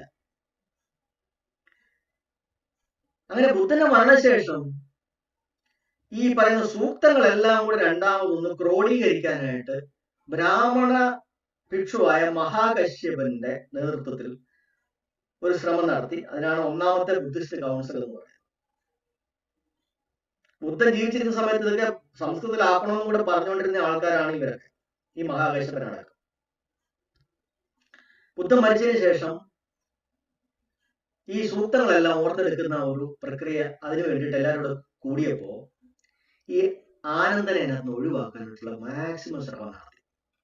ആനന്ദന് അർഹതനായിട്ടില്ല, അർഹതനാവാത്ത ഒരാൾക്ക് ഇതിനകത്തോട്ട് വരാൻ പാടില്ല, അതിനുള്ള അർഹതയായിട്ടില്ല എന്നൊക്കെ പറഞ്ഞ് അദ്ദേഹത്തെ ഒഴിവാക്കാൻ നോക്കി.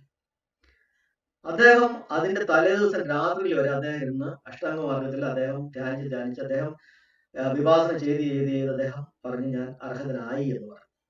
അങ്ങനെ പിറ്റേ ദിവസം അർഹതനായി എന്ന് പറഞ്ഞിട്ടാണ് അദ്ദേഹത്തെ നിവൃത്തിയില്ലാതെയാണ് അദ്ദേഹത്തെ ഇതിനകത്ത് എടുത്തത്. അങ്ങനെയാണ് സൂക്തപിടകം മുഴുവൻ ആനന്ദനാണ് ചൊല്ലിക്കൊടുക്കുന്നതും വിനയപിടകം മുഴുവൻ പറഞ്ഞു കൊടുക്കുന്നത് ഉപാലി എന്ന് പറയുന്ന ഒരു ബാർബറായിട്ടുള്ള ഒരു ഭിക്ഷുവാണ്. പക്ഷെ അതിനുശേഷമാണ്, കാലങ്ങൾക്ക് ശേഷമാണ് അഭിധമ്മ പിടകം എഴുതുന്നത്.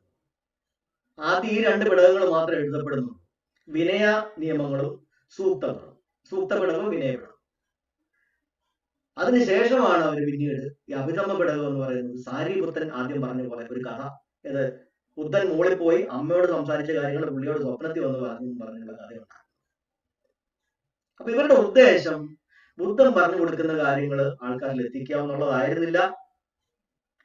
ദുഃഖത്തിന്റെ കാരണം, അതിന്റെ പരിഹാരം, അതിന്റെ മാർഗം അതല്ലായിരുന്നു അത് അവരുടെ ഉദ്ദേശം.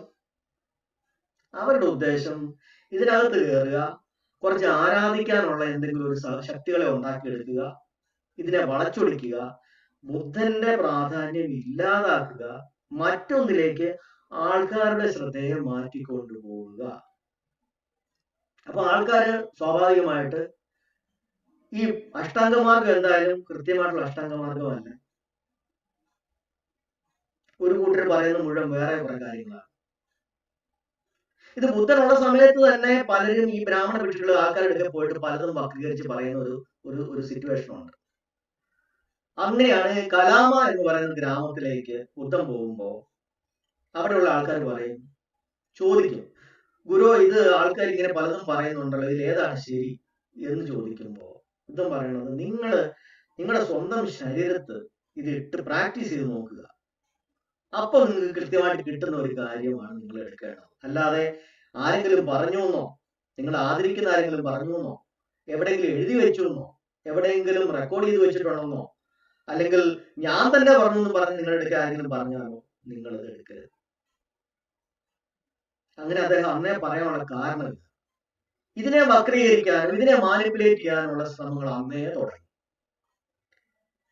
അപ്പോ ഇതിന്റെ അകത്ത് ബുധന്റെ മരണശേഷം രണ്ട് പക്ഷമുണ്ടായി.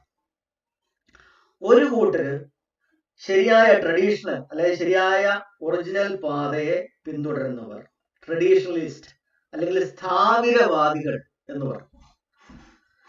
സ്ഥാവിരവാദികൾ അതായത് ആദ്യം ബുദ്ധൻ പറഞ്ഞു കൊടുത്തിരിക്കുന്ന അതേ ദർശനം അതുപോലെ കൊണ്ടുവരാൻ ശ്രമിക്കുന്നവർ, അതുപോലെ പിന്തുടരാൻ ശ്രമിക്കുന്നവർ, അല്ലെങ്കിൽ പാത്ത് ഓഫ് ദി എൽഡേഴ്സ്, ഥേരവാദം.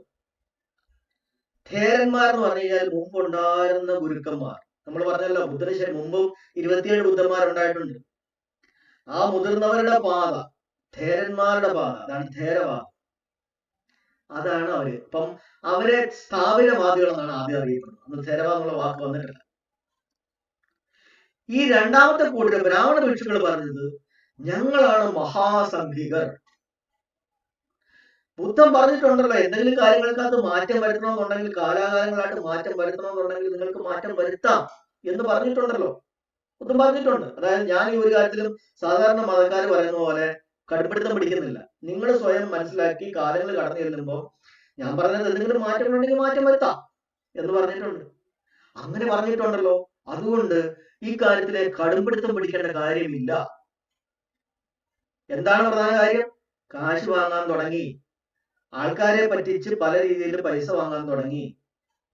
ഇരിക്കുന്ന വിഹാരത്തിൽ നിന്ന് പുറത്ത് യാത്ര ചെയ്യാതെ അവിടെ തന്നെ തമ്പടിക്കാൻ തുടങ്ങി. ആൾക്കാരെ അങ്ങോട്ട് വരുത്തി തുടങ്ങി. അത് ആശ്രമങ്ങളാക്കി തുടങ്ങി.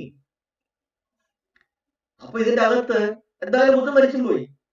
രണ്ടാമത് ഇതിനകത്ത് ഇങ്ങനെ രണ്ട് ഫാക്ഷൻ തുടങ്ങുകയാണ്. എന്നിട്ട് ഞങ്ങൾ മഹാസംഘികർ, അതായത് ഞങ്ങളുടെയാണ് പ്രധാനപ്പെട്ട സംഘം. ഇതിങ്ങനെ കൂടിക്കൂടി വന്നു. എന്നിട്ട് ഈ സംസാര ദുഃഖം, അതായത് നമ്മുടെ മനുഷ്യന്റെ ദുഃഖം അല്ലെങ്കിൽ മനുഷ്യന്റെ ജീവിതമാകുന്ന ദുഃഖത്തിൽ നിന്ന് അക്കരെ കടക്കാൻ പല തോണികളുണ്ട്. ഞങ്ങളുടേത് മഹായാനമാണ്. അക്കരെ കടക്കാൻ ഈ ജീവിതമാകുന്ന ദുഃഖത്തിൽ നിന്ന് അല്ലെങ്കിൽ ഭവസാഗരത്തിൽ നിന്ന്, ഭവിക്കുന്ന സംസാര ദുഃഖത്തിൽ നിന്ന്, സംഘാര ദുഃഖത്തിൽ നിന്ന് അപ്പുറത്തേക്ക് പോവാൻ ഞങ്ങളുടെ കയ്യിൽ ബോധിസത്വന്മാരുണ്ട്. അവരെ ധ്യാനിക്കുന്ന സിസ്റ്റം ഉണ്ട്. ആൾക്കാർ അതിനെ വിളിച്ചാൽ മതി, നിങ്ങൾക്ക് ഐശ്വര്യം ചൊരിഞ്ഞു തരും, ധ്യാനിച്ചാൽ മതി, അല്ലെങ്കിൽ ഞങ്ങളോട് പറഞ്ഞാൽ മതി, ഞങ്ങൾ പ്രാർത്ഥിച്ച് അവിടെ കാര്യങ്ങൾ എത്തിച്ച് നിങ്ങൾക്ക് ഐശ്വര്യം തന്നോളാം, ഞങ്ങൾക്ക് സിദ്ധിയുണ്ട്. അപ്പൊ ഞങ്ങൾക്ക് സിദ്ധി ഉണ്ടെന്ന് പറയുമ്പോൾ ഓട്ടോമാറ്റിക്കായിട്ട് ഞങ്ങളെ ധ്യാനിച്ചാലും മതി. കാരണം ശക്തി മുഴുവൻ ഞങ്ങളെ കിട്ടിയല്ലോ, പുള്ളിക്കാരൻ നേരിട്ട് ഞങ്ങൾക്ക് തരികയാണ്. അപ്പൊ ഞങ്ങൾ നിങ്ങൾക്ക് തന്നോളാം. അങ്ങനെയാണ് ഈ ബാബാമാരും ഈ സിദ്ധന്മാരും ഈ പറയുന്ന ടീമുകളെല്ലാം ഉണ്ടാവുന്നത്. അങ്ങനെയാണ്. അത് പിന്നീട് വരുമ്പോൾ അങ്ങനെയാണ് ഡെവലപ്പ് ചെയ്ത് വരുന്നത്. മറ്റവരത് എതിർത്തു. ഏത്? ഒറിജിനൽ സ്ഥാപനവാദികൾ എതിർത്തു. അപ്പൊ ഞങ്ങളുടേത് മഹായാനം, അവരുടേത് ഹീനയാണ്. അതായത് ഒറിജിനൽ ആയിട്ടുള്ള ട്രഡീഷൻ പറഞ്ഞുകൊണ്ടിരിക്കുന്ന യഥാർത്ഥ ബുദ്ധന്റെ ഫോളോവേഴ്സിന്റെ യാനം, തോണി, അത് ഹീനയാനമാണ്. അതേ പോയാൽ അങ്ങേ അറ്റത്ത് എത്തുകയില്ല, നിങ്ങളുടെ ദിക്കൊന്നും പോകത്തില്ല, ഞങ്ങളുടെ വഴി കൂടെ വാ. അങ്ങനെ മഹായാനം. ഈ വാക്കാണ് പിന്നീട് ഇങ്ങനെയാണ് ഈ ഹീനയാനം മഹായാനം എന്നുള്ള പേര് വരുന്നത്. പക്ഷെ അപ്പോഴും വന്നിട്ടില്ല, അത് പിന്നീട് വന്നതാണ്. പക്ഷെ ഞാൻ പറയുന്ന ആ ഒരു മൊമെന്റില് സ്ഥാപിരവാദികളും മഹാസംഘികരും എന്ന് പറയുന്ന രീതിയിൽ രണ്ട് ഭിന്നമായ അതിനകത്ത് ഒരു വിഘടനം ഉണ്ടായി. അങ്ങനെയാണല്ലോ കുളം കലക്കി മീൻ പിടിക്കുക എന്ന് പറയുന്നത്, വെടക്കാക്കി തനിക്കാക്കുക എന്ന് പറയുന്നത്. അതിനെ കലക്കി അതിൻ്റെ അകത്ത് ഭിന്നത ഉണ്ടാക്കി പരസ്പരം അങ്ങോട്ടും ഇങ്ങോട്ടും തല്ലിപ്പിച്ച് അതിന്റെ ശക്തി കളയുക. എന്നിട്ട് അപ്പോഴും ഈ പല രാജാക്കന്മാരുടെയും സപ്പോർട്ട് ഈ ബ്രാഹ്മണ ഭിക്ഷുക്കൾക്ക് അധികം കിട്ടിയില്ല. അവര് പിന്നെയും യഥാർത്ഥ ബുദ്ധന്റെ ദർശനങ്ങൾ, അതായത് യഥാർത്ഥ അഷ്ടാംഗ മാർഗത്തിന്റെ ഓർഡറോട് കൂടിയുള്ള ആ യഥാർത്ഥ ദർശനത്തെ തന്നെയാണ് പല രാജാക്കന്മാരും പിന്തുടർന്നത്. അശോകന്റെ കാലമായപ്പോ മൂന്നാമത്തെ ബുദ്ധിസ്റ്റ് കൗൺസിലിൽ ചേരുന്നുണ്ട്.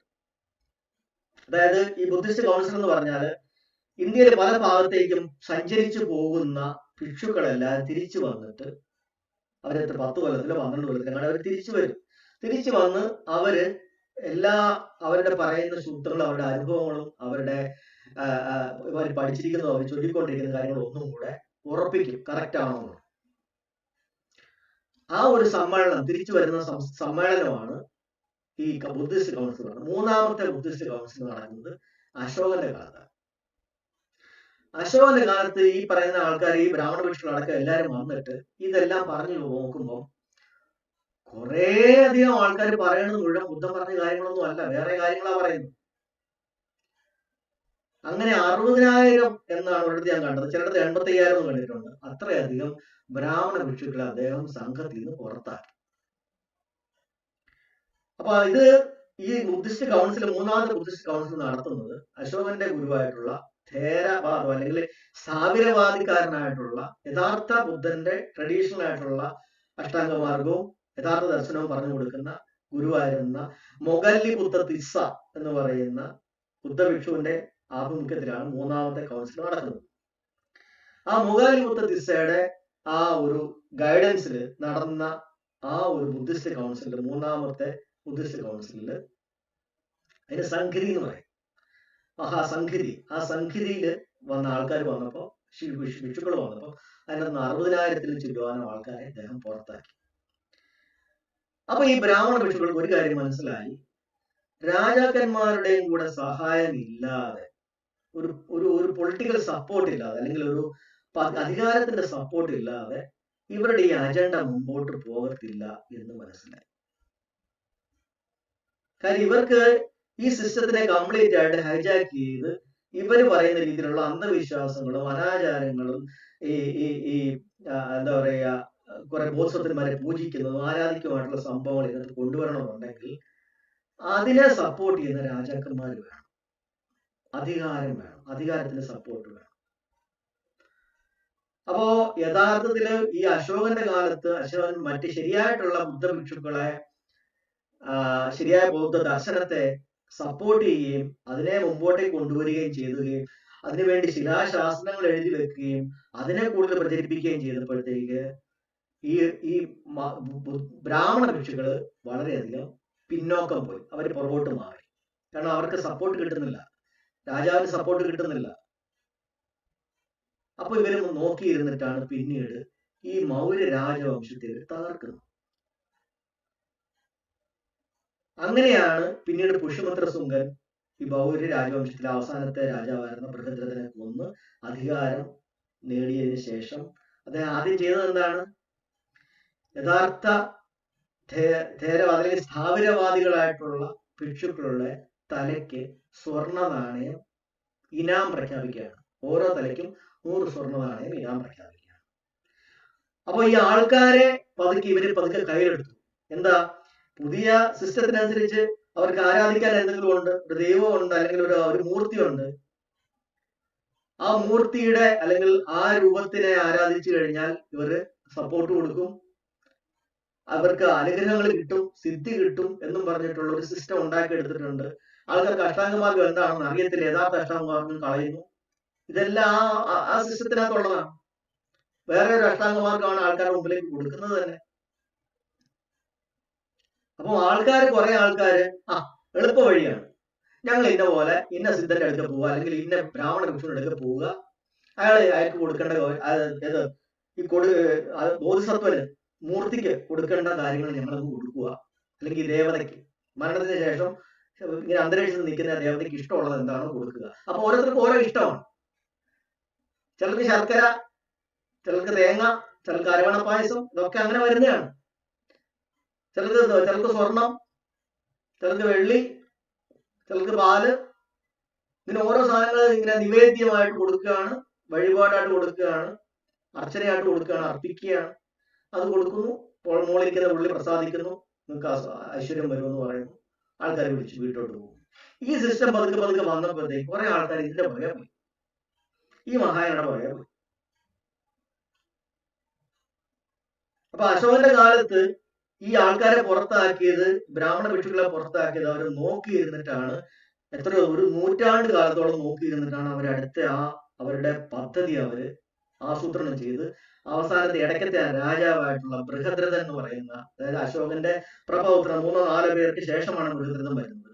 ആ ബൃഹദ്രഥനെ ഒരു ബ്രാഹ്മണന്റെ മകളുമായിട്ട്, അതായത് അശോകന്റെ കാലത്ത് ഇവരുടെ പണി തീർത്തു, ഇവർക്ക് ജോലിയില്ല, ഈ പണി മാറി.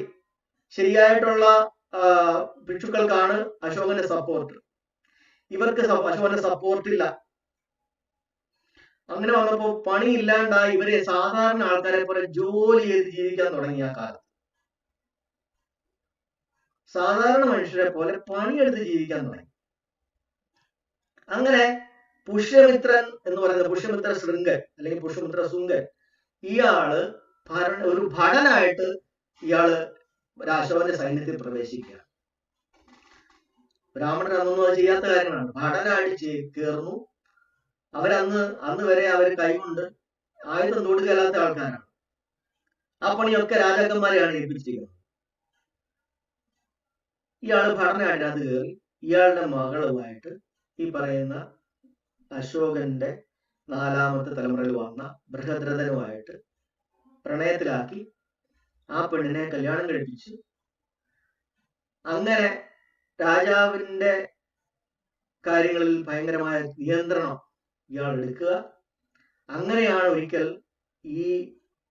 ഈ ബൃഹദ്രഥനെ ഈ മകളും അച്ഛനും കൂടെ ചേർന്നാണ് കൊലപ്പെടുത്തുന്നത്. അതിനകത്തുണ്ടായ 2 കുട്ടികളുണ്ട്. ആ കുട്ടികളെ അവർ കൊലപ്പെടുത്തി, സ്വന്തം കുട്ടികളെ. കാര്യം എന്ന് പറഞ്ഞാൽ ആ വംശം പിന്നീട് അങ്ങോട്ടേക്ക് തുടരാൻ പാടില്ല. അപ്പൊ അങ്ങനെയാണ് അധികാരം ഇയാൾ പിടിച്ചെടുക്കുന്നത്, പുഷ്യമിത്രൻ. അതിനുശേഷമാണ് ആദ്യം ചെയ്യുന്നത് ഈ പറഞ്ഞതുപോലെ ബുദ്ധിസ്റ്റ് നമ്മുടെ യഥാർത്ഥ ഭിക്ഷുക്കളുടെ തലയ്ക്ക് സ്വർണ്ണ നാണയം ഇനാം പ്രഖ്യാപിക്കുക.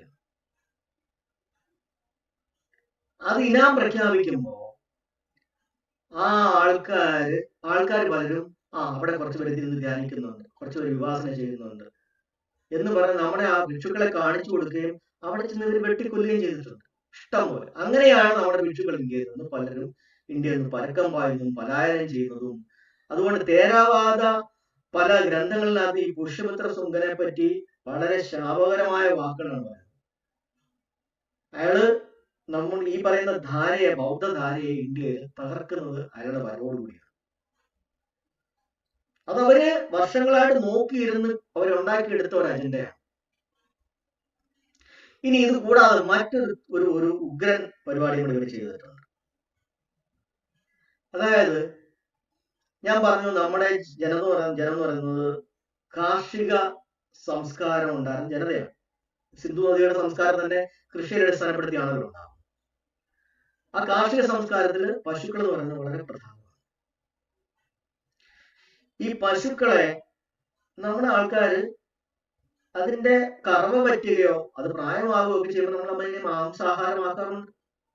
സ്വാഭാവികമായിട്ടും ലോകത്ത് എല്ലായിടത്തും പശുക്കളെ വളർത്തുന്ന ആൾക്കാർ തന്നെ അവസാനമാകുമ്പോഴത്തേക്ക് അതിനെ ഡൊമസ്റ്റിക് ആനിമലായിട്ട് നമ്മൾ വളർത്തുന്നതിനെ തന്നെ നമ്മൾ അവസാനമാകുമ്പോഴത്തേക്ക് അതിനെ നമ്മൾ ഭക്ഷിക്കാറുണ്ട്. നമ്മുടെ മനുഷ്യന്റെ ഒരു ഭക്ഷണത്തിന്റെ അകത്തുള്ള ഒരു ഭാഗമാണ് മാംസാഹാരം. മനുഷ്യൻ ഒരിക്കലും സസ്യബുക്കല്ല. മനുഷ്യന്റെ കുടലവും കാര്യങ്ങളും ഉണ്ടാക്കിയിരിക്കുന്നത് ഒരു സസ്യബുക്കിന് വേണ്ടിയിട്ടല്ല, അത് മിശ്രബുക്ക് മാംസം കൊണ്ട് കഴിക്കാൻ വേണ്ടി തന്നെ ഉണ്ടാക്കിയിരിക്കുന്നത്. നമ്മുടെ പല്ലിന്റെ ഘടനയൊക്കെ അങ്ങനെ തന്നെയാണ്. പക്ഷേ ഈ ദൈവത്തിന് വേണ്ടിയിട്ട് ഇതിനെ കൊന്നൊടുക്കുന്നതിനെയാണ് ബുദ്ധൻ പറഞ്ഞത്. അതിനകത്ത് യാതൊരു അർത്ഥവുമില്ല. കൊന്നപ്പാവം തിന്നാ തീരും. ആഹാരത്തിന് വേണ്ടിയാണ് ഉപയോഗിക്കുന്നതെങ്കിൽ ഓക്കെ, പക്ഷെ അതല്ലല്ലോ അവിടെ നടക്കുന്നത്. ഇവിടെ ദൈവത്തിന് വേണ്ടിയിട്ട് സ്വാഹ സ്വാഹ എന്ന് പറഞ്ഞ് 100, 200, 500 പശുക്കളെ വെറുതെ വെട്ടി കൊല്ലുകയാണ്. അങ്ങനെയല്ലോ ചെയ്യേണ്ടത്. അപ്പൊ അങ്ങനെ പശുവിനെതിരെയുള്ള ഇപ്പം ഈ യാഗങ്ങളിലും യജ്ഞങ്ങളിലും ഇങ്ങനെ പശുക്കളെ കൊന്നുകൊണ്ടിരിക്കുമ്പോൾ അതിനകത്ത് പശുവിന്റെ ഏറ്റവും വിശിഷ്ടമായ ഭാഗങ്ങള്, പശുവിന്റെ ശരീരത്തിൽ തന്നെ പല മാംസങ്ങളുടെ ഭാഗത്തിൽ ഏറ്റവും വിശിഷ്ടമായ മാംസം യാഗകാരന്മാർക്കാണ് ആദ്യം കൊടുക്കേണ്ടത്. അതുപോലെ പശുമാംസം കൂടി ഇട്ട് മാറ്റിയ ഒരു മദ്യമുണ്ട്, മധുവർക്കം എന്ന് പറയുന്നത്. ഇതും അവരാണ് ഉണ്ടാക്കുന്നത്. അതുപോലെ അക്കാലത്ത് തന്നെ ഈ യാഗകാരന്മാരായിട്ടുള്ള ബ്രാഹ്മണർ എവിടെയെങ്കിലും ഏതെങ്കിലും വീടുകളിൽ ചെല്ലുമ്പോ അവിടെ പശുമാംസം കൊണ്ടുള്ള ഭക്ഷണം അവർക്ക് നിർബന്ധമാണ്. അതുകൊണ്ട് തന്നെ അവരെ ഗോഘ്നൻ എന്ന് പറയുന്ന ഒരു പര്യായം കൂടി ഉണ്ട്, ഗോവിനെ ഹനിക്കാനായിട്ട് കാരണമാകും. അങ്ങനെ പശുമാംസവും മാംസവും നല്ല ഇഷ്ടംപോലെ തട്ടിക്കൊണ്ടിരിക്കുന്നവർക്ക് ഇത് ബുദ്ധിമുട്ടായി ഇവരുടെ യാഗവും യജ്ഞം അവസാനിപ്പിച്ചതോടുകൂടി ബുദ്ധൻ പറഞ്ഞതനുസരിച്ച് ആൾക്കാര് ഈ പശുവിനെ കൊല്ലുന്ന ഈ ഇടപാടിനോട് ആൾക്കാരും താല്പര്യമില്ലാതായതുകൂടി ഇവരുടെ ആഹാര പരിപാടിയും തീർന്നു, ഇവിടെ യാഗയജ്ഞ പരിപാടികളും തീർന്നു.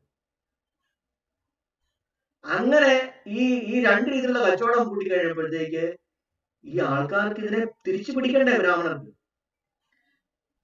അപ്പൊ അതിനെ പിടിക്കണമെന്നുണ്ടെങ്കിൽ ബുദ്ധനേക്കാളും വലിയ സാത്വികരായി മാറണം. ബുദ്ധൻ പറഞ്ഞത് കേട്ട് ഇവരും പശുവിനെ കൊല്ലുന്നില്ല എന്ന് തീരുമാനിച്ചാൽ എന്താ സംഭവിക്കുക? ബുദ്ധൻ പറഞ്ഞത് അനുസരിച്ച ഒരു കൂട്ടർ, അപ്പോഴും ബുദ്ധനാണ് മേൽക്കൈ. ബുദ്ധൻ പറഞ്ഞതിനെ അനുസരിച്ച് മാത്രം കാര്യങ്ങൾ ചെയ്തു കഴിഞ്ഞാൽ ബുദ്ധന് തന്നെയാണ് അപ്പോഴും അപ്രമാദിത്യം. അതുകൊണ്ട് എന്ത് ചെയ്യണം? ബുദ്ധനേക്കാൾ വലിയ അല്ലെങ്കിൽ സ്ഥാപിരവാദികളെക്കാളും വലിയ സാത്വികരായി മാറണം. അങ്ങനെ മനുഷ്യനോട് അഗാധമായ അനുകമ്പയും കൂടെ ഒക്കെ ഉള്ള ബോധിസത്വന്മാരൊക്കെയാണല്ലോ ഇവരുടെ സിസ്റ്റത്തിനകത്തുള്ളത്. അതുകൊണ്ട് ഇവരും ഈ മഹായാനക്കാരും അല്ലെങ്കിൽ മഹാസംഘികരും ഒരു കാര്യം തീരുമാനമെടുത്തു, പശുവിനെ ഞങ്ങൾ അമ്മയാക്കുകയാണ്, ദൈവമാക്കുക. കൊല്ലുന്നത് പോട്ടെ, ആഹാരത്തിന് പോലും ഞങ്ങൾ ഇനി കെടുക്കാൻ പോകുന്നില്ല. 30 കോടി ദേവതകൾ ഇതിന്റെ അകത്ത്, അതായത് ഈ പല ബോധസത്വന്മാരായിട്ടും ദേവതകൾ, ദേവനും ദൈവവും ദേവതയൊക്കെ തമ്മിൽ വ്യത്യാസമുണ്ട്. ദേവത എന്ന് പറഞ്ഞാൽ ഇതുപോലെ ഈ മരണത്തിന് ശേഷം പോയി ആവുന്ന ശക്തികളെയാണ് ദേവതകൾ എന്ന് പറയുന്നത്, അവതാരങ്ങൾ. ആ ടീമുകളെ ഒക്കെ അതെല്ലാം കൂടി ഈ പശുവിന്റെ ശരീരത്തുണ്ട്. അതുകൊണ്ട് പശു അമ്മയാണ്, പശു ദൈവമാണ്, പശു ദേവതയാണ്. 33 ദൈവങ്ങൾ ഇരിക്കുന്ന കംപ്ലീറ്റ് എന്താ പറയുക ബോഡിയാണ് ഈ പശുവിന്റെ എന്നൊക്കെ പറഞ്ഞ് പശുവിനെ അങ്ങ് ആരാധിക്കാൻ തുടങ്ങി. മറ്റേ നമുക്ക് പശു എന്ന് പറയുന്ന ഒരു സാധാരണ മൃഗം മാത്രമാണ്. അപ്പൊ ഇവന്മാര് നേരത്തെ കഴിച്ചുകൊണ്ടിരുന്നവരാണെന്നുള്ള കാര്യം കൂടെ മറയ്ക്കാൻ വേണ്ടിയിട്ട് അതും കൂടെ ആൾക്കാരുടെ മനസ്സിൽ നിന്ന് ആ ധാരണയും കൂടെ മാറ്റി പശുവിനെ പ്രൊട്ടക്ട് ചെയ്യുന്ന ആൾക്കാരായി മാറും.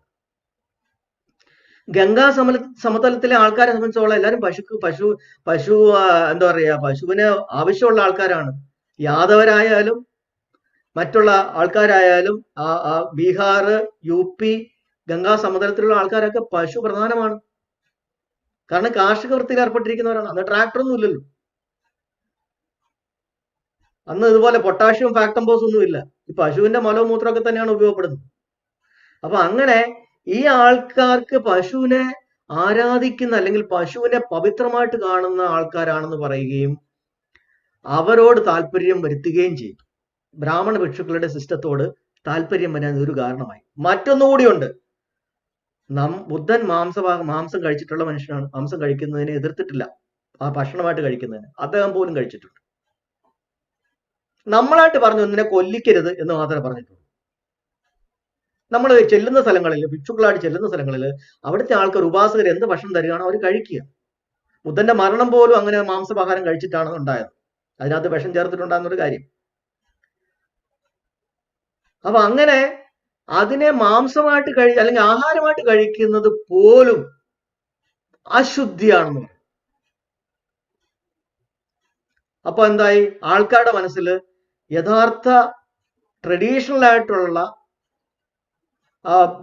എന്താ പറയുക ബുദ്ധന്റെ ആശയം പറയുന്ന സ്ഥാപിരവാദികളായിട്ടുള്ള അല്ലെങ്കിൽ ഹീനയാനയായിട്ടുള്ള യഥാർത്ഥ ബൗദ്ധർ അവർ ഹീനയായി, അവർ അശുദ്ധരായി,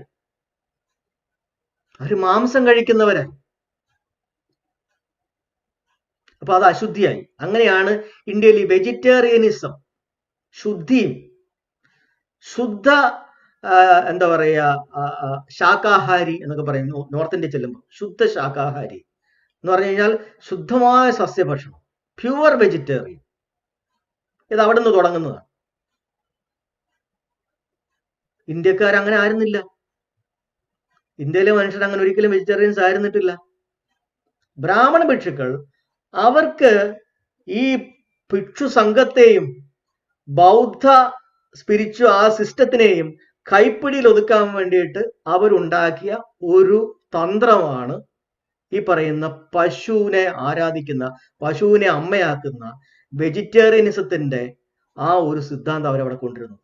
അവിടെയാണ് ഈ പശു രാഷ്ട്രീയം തുടങ്ങുന്നത്. ഇന്ത്യയിലെ പശു രാഷ്ട്രീയം ഇപ്പോഴും നമ്മൾ അറിയുന്നു. ബീഫ് കഴിച്ചു കഴിഞ്ഞാൽ തല്ലിക്കൊല്ലുന്നു. നമ്മളോടൊക്കെ ചോദിക്കുന്നത് നിങ്ങൾ ബീഫ് കഴിക്കുമോ? അറിയാനാണ് നമ്മൾ ഏത് കാറ്റഗറിയിൽ പെടുന്നതാണെന്ന് അറിയാൻ വേണ്ടിയിട്ടാണ്. അവിടെ നിന്നാണ് ഇത് തുടങ്ങുന്നത്. അപ്പൊ അങ്ങനെ പശുവിനെ ഒരു വലിയ ഒരു ദേവതയായിട്ട് അല്ലെങ്കിൽ ഒരു ദൈവമായിട്ട് കൊണ്ടുവന്ന് ആരാധിപ്പിക്കുന്ന ഒരു സിസ്റ്റം വന്നപ്പം ഈ പശു ആഹാരം കഴിച്ചുകൊണ്ടിരുന്ന ഈ ആദവ ഇപ്പൊ നമ്മൾ പറയുന്ന OBC ആയിട്ടുള്ള പറയുന്ന ആൾക്കാർ, ആ ഗംഗാ സമതലത്തിലുള്ള ആൾക്കാർ പോലും ഇവരെ ഭയന്നിട്ടാണെങ്കിലും ഇവരുടെ കൂടെ നിന്നു. അത് ഇനി അഥവാ ഞാനെങ്ങാനും പശുമാംസം കഴിക്കുന്നുണ്ടെന്ന് അറിഞ്ഞാൽ എനിക്ക് അശുദ്ധിയാവും. അശുദ്ധി പറഞ്ഞു കഴിഞ്ഞാൽ പിന്നെ ഞാൻ ഈ ആൾക്കാരിൽ നിന്ന് ഒറ്റപ്പെടും. അങ്ങനെ മാംസാഹാരം കഴിച്ചുകൊണ്ടിരുന്ന ആൾക്കാരെ അശുദ്ധി പറഞ്ഞ് ഇവരെ അകറ്റി, സമൂഹത്തിന്റെ മുഖ്യധാരയിൽ നിന്ന് അകറ്റി.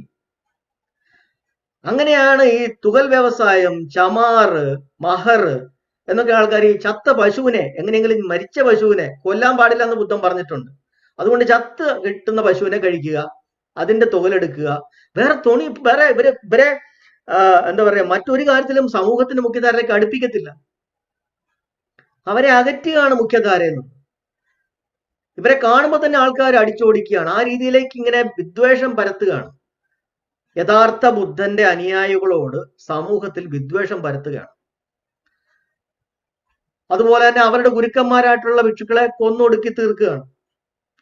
അങ്ങനെ തന്നെ നമുക്ക് പറഞ്ഞു തരാനും പഠിപ്പിക്കാനുമുള്ള ആൾക്കാർ ഇല്ലാണ്ടാവുകയാണ്. പിന്നെയും കുറെ ആൾക്കാർക്ക് കാര്യങ്ങൾ അറിയാവുന്ന ആൾക്കാരുണ്ടല്ലോ, പബ്ലിക്കിനകത്ത് ആൾക്കാരുണ്ട്, നമ്മുടെ ആൾക്കാർ. അവര് പിന്നീട് പോയി ആൾക്കാർക്ക് ഒരു കാര്യം പറഞ്ഞു കൊടുക്കാതിരിക്കാൻ വേണ്ടി അവർക്ക് വിദ്യാഭ്യാസം നിഷേധിച്ചു. ഇയാൾ മനുസ്മൃതി എന്ന് പറയുന്ന സാധനം ഇയാളുടെ ഈ പുഷ്യമിത്ര ശുങ്കൻ അധികാരത്തിൽ കയറിയ സമയത്ത് ഉണ്ടാക്കിയെടുക്കുകയാണ്. സുമതി ഭാർഗവൻ എന്ന് പറയുന്ന ഒരു ബ്രാഹ്മണനെ വെച്ചിട്ടാണ് മനുസ്മൃതി ഉണ്ടാക്കിച്ചെടുക്കുന്നത്. അതിനകത്ത് ഈ പറയുന്ന കാര്യങ്ങളെല്ലാം കൊടുത്തിട്ടുണ്ട്. ഇവനെ പഠിപ്പിക്കാൻ പാടില്ല, ഇവൻ അക്ഷരം കൊടുക്കാൻ പാടില്ല, മാംസം കഴിക്കുന്നവരൊക്കെ അശുദ്ധരാണ്. ഈ സിസ്റ്റം എല്ലാം അവിടെ കൊണ്ടുവരുവാണ്. പുതിയ ഒരു സെറ്റ് ഓഫ് റൂൾ കൊണ്ടുവരികയാണ്. അങ്ങനെ മാംസം കഴിക്കുന്നവരായി, ചത്ത പശുവിനെ മറവ് ചെയ്യുന്നവരായി, തുകൽ വ്യവസായം ചെയ്യുന്നവരായി, ചെരുപ്പ് കുത്തികളായി. എപ്പോഴെങ്കിലും പശുക്കൾ എവിടെയെങ്കിലുമൊക്കെ പോവും, അത് എവിടെയെങ്കിലും കിടന്ന് വീണ് ചാവും. അതിനെ മറവ് ചെയ്യുന്നത് നമ്മുടെ പണിയായി. അവസാനം ചീഞ്ഞ് നാറി കിടക്കുന്ന പശുക്കളെ മാത്രം നമ്മൾ എടുക്കുക, അതിനെ മറവ് ചെയ്യുക, വേറെ ആരും തൊടത്തില്ല. എന്നിട്ട് ഭൂമി നമുക്ക് കൈവശം വെക്കാൻ പാടില്ല, നമ്മൾ താമസിച്ചുകൊണ്ടിരുന്ന ഭൂമിയിൽ നിന്ന് ഇറക്കി വിട്ടു. അങ്ങനെ മനുഷ്യൻ താമസിക്കുന്ന ഏരിയയുടെ പ്രാന്ത പ്രദേശങ്ങളിലേക്ക് ഇവർ പോയി. നമ്മുടെ ആൾക്കാർ തള്ളപ്പെട്ട് പാർശ്വവൽക്കരിക്കപ്പെട്ടു, വിദ്യാഭ്യാസം നിഷേധിക്കപ്പെട്ടു. നമ്മുടെ മതം എന്താണെന്ന് പോലും, നമ്മുടെ ദർശനം എന്താണെന്ന് പോലും നമുക്ക് അറിയാൻ പറ്റാതായി പോയി. നമ്മളെ പറഞ്ഞു തരാനുള്ള നമ്മുടെ ഗുരുക്കന്മാർ നമുക്ക് ഇല്ലാണ്ടായി പോയി. ഇനി ഇത് കൂടാതെ വേറൊരു പരിപാടി കൂടെ തുടങ്ങി. ഓരോ സ്ഥലങ്ങളിലും ഓരോരോ വിഗ്രഹങ്ങൾ ഉണ്ടാക്കി. അതായത് അതിന് കാരണമായത് ഒരു കാര്യം എന്താന്ന് പറഞ്ഞാൽ, അശോകന്റെ കാലത്ത് അദ്ദേഹം ഈ പല സ്ഥലത്തും സ്തൂപങ്ങൾ ഉണ്ടാക്കി, ബുദ്ധനെ വേണ്ടിയിട്ട് സ്തൂപങ്ങൾ ഉണ്ടാക്കി. അതൊരു ആദരവിന് വേണ്ടി, അദ്ദേഹത്തിനെ പറ്റിയുള്ള ഒരു ഓർമ്മയ്ക്ക് വേണ്ടി. നമ്മളിപ്പോഴും ബാബാ സാഹേബിന്റെ സ്റ്റാച്യു ഉണ്ടാക്കുന്ന പോലെ അന്ന് ബുദ്ധന് വേണ്ടിയിട്ട് കുറെ സ്റ്റാച്യൂസ് പലയിടത്തും ഉണ്ടാക്കി, ചെറിയ രൂപങ്ങളും വലിയ രൂപങ്ങളും. ഈ ബ്രാഹ്മണ ഭിക്ഷുക്കൾ എന്ത് ചെയ്തു? ഇതുപോലെ ബോധിസത്വന്മാരുടെ ഓരോരോ രൂപങ്ങൾ ഉണ്ടാക്കാൻ തുടങ്ങി. എന്നിട്ട് ഈ പ്രപഞ്ചത്തിലുള്ള ശക്തികളെ ഞങ്ങൾ ഇതിലേക്ക് പിടിച്ച് ഇരുത്തും, കുടിയിരുത്തും, ആവാഹിക്കും. ആവാഹനം എന്ന് പറയുന്നൊരു പരിപാടി. അതായത് മന്ത്രങ്ങൾ കൊണ്ട് ഞങ്ങൾക്ക് ഇവരെ എന്ത് കൺട്രോൾ ചെയ്യാം, ഇവര് നമ്മുടെ പുറത്തുണ്ട്, നമുക്ക് അവരുമായിട്ട് സംസാരിക്കാം. അതായത് ധ്യാനിക്കാം. ആദ്യം ധ്യാനം എന്ന് പറഞ്ഞു തുടങ്ങി. അതായത് നമ്മൾ ധ്യാനിച്ചു കഴിഞ്ഞാൽ സമാധി കൊണ്ട് ഇവരുമായിട്ട് നമുക്ക് സമ്പർക്കം ഉണ്ടാകും. അപ്പൊ അവരുമായിട്ട് നമുക്ക് കമ്മ്യൂണിക്കേറ്റ് ചെയ്യാം. അവരിങ്ങനെ അനുഗ്രഹം തരാൻ ഇങ്ങനെ ഇങ്ങനെ വെയിറ്റ് ചെയ്തിരിക്കുകയാണ്. അപ്പൊ നമ്മൾ ധ്യാനിക്കുന്നു. അപ്പൊ ധ്യാനിക്കാനായിട്ട് വേണ്ടിയിട്ട് പല ഓരോരുത്തർക്കുള്ള ഇഷ്ടമന്ത്രങ്ങൾ, അങ്ങനെയാണ് ഈ മൂലമന്ത്രങ്ങൾ, ദേവിക്കുള്ള ഇഷ്ടമന്ത്രങ്ങൾ, ഓരോരുത്തർക്കും ഉള്ളത് മന്ത്രങ്ങൾ ഉണ്ടാക്കും. അപ്പൊ മന്ത്രാസ് കൊണ്ടുവന്നു കഴിയുമ്പോൾ മന്ത്രങ്ങൾ അനുസരിച്ച് ആൾക്കാരെ, ഓരോ ബോധിസത്വന്മാരെ ഇവർക്ക് കമ്മ്യൂണിക്കേറ്റ് ചെയ്യാം. ഇവർക്ക് വേണ്ടിയുള്ള കാര്യങ്ങൾ ചെയ്തു കൊടുക്കും. അങ്ങനെ അവരുടെ ശക്തിയെ ഈ വെച്ചിരിക്കുന്ന പ്രതിമയ്ക്കകത്തോട്ട് കുടിയിരുത്തും. അതാണ് ഇപ്പോൾ നമ്മൾ പറയുന്ന ഈ പുനഃപ്രതിഷ്ഠ, പ്രാണപ്രതിഷ്ഠ എന്നൊക്കെ പറയുന്ന സാധനം, കുടിയിരുത്തുക. അങ്ങനെ അതിനു വേണ്ടിയിട്ട് വൻതോതിൽ പ്രതിമകൾ ഉണ്ടാക്കുന്നു. എന്നിട്ട് അതിനെ പൂജിക്കുക, അതിന്റെ മുകളിൽ പാലൊഴിക്കുക, അതിന് കൊണ്ട് പൂമാല ഇടുക, അതിനെ കൊണ്ട് തീറ്റിക്കുക, ഈ പരിപാടികളെല്ലാം തുടങ്ങി. അപ്പൊ നിങ്ങൾ ഓർത്തോണം, ഇപ്പോഴത്തെ ഹിന്ദുമതം അതാണെന്നുള്ളത് ഓർത്തോണം, എങ്ങനെ വന്നാണെന്ന് ഓർത്തോണം. അങ്ങനെ ഈ മഹായാനക്കാർ ഇതിനകത്ത് തുടങ്ങി ഇതിന് വേറൊരു ഒരു പേര് കൊടുത്തു, മന്ത്രയാനം. യാനമാണ്, എല്ലാം യാനം എന്ന് ഞാൻ തോന്നി, യാനമാണ്, മന്ത്രയാനം അല്ലെങ്കിൽ തന്ത്രയാനം. അതിനിടയ്ക്ക് ഇതിനെ മഹായാനമാക്കുമ്പോഴത്തേക്ക് അതിന്റെ ഇടയ്ക്ക് വേറെ സാധനം കയറുന്നുണ്ട്, വജ്രയാനം. വജ്രപാണി എന്ന് പറയുന്ന ഒരു ബോധിസത്വന്റെ ഒരു സങ്കല്പം ഉണ്ടാക്കി, ഇന്ദ്രനുമായിട്ട് കണക്ട് ചെയ്തു. ഇന്ദ്രന്റെ വജ്രായുധം ഈ പുള്ളിയുടെ കയ്യിലുണ്ട്. ഏത് പ്രപഞ്ചത്തിൽ ഇരിക്കുകയാണ്, ഏതോ ഒരു ബോധിസത്വൻ. ആ പുള്ളിയാണ് എല്ലാ ബുദ്ധന്മാരെയും പ്രൊട്ടക്ട് ചെയ്യുന്നത്. അങ്ങനെയാണ് ബുദ്ധന്മാരെക്കാളും വലിയ പവർഫുൾ ആയിട്ടുള്ള വേറൊരു ബോധിസത്വൻ. എല്ലാം ഉടായ്പ കഥകളാണ്.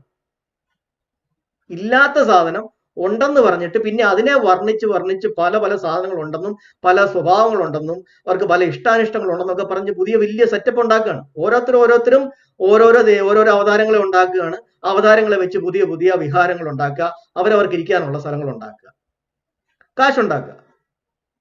അങ്ങനെയാണ് ഈ വെളിമ്പറമ്പിലിരുന്ന് യാഗം ചെയ്തുകൊണ്ടിരുന്ന, പന്തല് കെട്ടി യാഗശാല നടത്തി അതിനകത്ത് ഹോമം ചെയ്തുകൊണ്ടിരുന്ന് അവസാനം യാഗത്തിന്റെ ഒടുവിൽ ആ പന്തലും കൂടെ കത്തിച്ച് തീർത്തുകൊണ്ടിരുന്ന സിസ്റ്റം ഉണ്ടായിരുന്ന ബ്രാഹ്മണർ ബിൽഡിങ്ങിന്റെ അകത്തോട്ട് ആദ്യമായിട്ട് ഇരിപ്പ് തുടങ്ങി. രണ്ടും രണ്ട് സിസ്റ്റമാണ്, രണ്ടും രണ്ട് മതമാണ്. ഇതിനകത്തോട്ട് വന്ന് ഇരിപ്പ് തുടങ്ങി. അങ്ങനെയാണ് ഈ മുറിക്കുള്ളിലുള്ള പരിപാടി തുടങ്ങുന്നത്. പിന്നെ അതിനകത്ത് വെച്ച് ഈ മൂർത്തി പൂജ തുടങ്ങി. എന്താ? പ്രതിമ ഉണ്ടാക്കുക, പ്രതിമയെ പൂജിക്കുക, ഇതിന് ശക്തി ഉണ്ടെന്ന് പറയുക. അപ്പൊ എവിടുന്നാണ് ഈ സാധനം ഇവിടം വരെ എത്തിയെന്ന് ആലോചിച്ച് നോക്കുക. ബുദ്ധൻ പറഞ്ഞത് എന്താണ്, ഇപ്പൊ വന്നിരിക്കുന്ന ഈ സിസ്റ്റം എന്താണ്? അപ്പൊ അങ്ങനെ മഹായാന കഴിഞ്ഞു വജ്രപാണി വന്നു, വജ്രയാനമായി. അത് വജ്രയാനം കഴിഞ്ഞത് പിന്നെ തന്ത്രയാനമായി, താന്ത്രസമായി, അല്ലെ മന്ത്രയാനമായി. ഇതെല്ലാം ഈ മഹായാനയുടെ പിരിവുകളാണ്. ഇതിനകത്തുള്ള മന്ത്രങ്ങളെല്ലാം സംസ്കൃതമാണ്. മഹായാനയുടെ എഴുത്തുകളെല്ലാം സംസ്കൃതമാണ്. മഹായാനയിൽ അർഹത ആവുന്നതിന് അങ്ങനത്തെ യാതൊരു ഫോക്കസും ഇല്ല. അവിടെ മുഴുവൻ ബോധിസത്വന്മാരെ പ്രസാദിപ്പിക്കുക, അവരിൽ നിന്ന് ഐശ്വര്യം വാങ്ങിച്ചെടുക്കുക, ഇതാണ് അതിനകത്തെ ഫോക്കസ്. അപ്പൊ മൊത്തത്തില് ദുഃഖത്തിന്റെ കാരണം, മനസ്സിന്റെ അസ്വസ്ഥത, അതിന്റെ കാരണം, അതിന്റെ പരിഹാരം, അതിനുള്ള മാർഗം, അഷ്ടാംഗമാർഗം, ആ സംഭവമൊക്കെ കംപ്ലീറ്റ് പോയി, വേറെ എവിടെയോ പോയി. അതൊന്നും ഒരു ഫോക്കസേ അല്ല. നമ്മുടെ ഇപ്പോഴുള്ള ചില ബുദ്ധിസ്റ്റുകൾ പറയുന്നത് മഹായാന വേറൊരു സ്കൂൾ ഓഫ് ബുദ്ധിസമാണ്, സ്കൂൾ ഓഫ് തോട്ടാണ്. എന്ത് സ്കൂള്? അത് വേറെ ശുദ്ധ തട്ടിപ്പാണ്. മഹായാന തട്ടിപ്പാണെന്ന് കൃത്യമായിട്ട് പറയാൻ നമുക്ക് മാത്രമേ പറ്റത്തുള്ളൂ, വേറൊരാളും പറയത്തില്ലത്.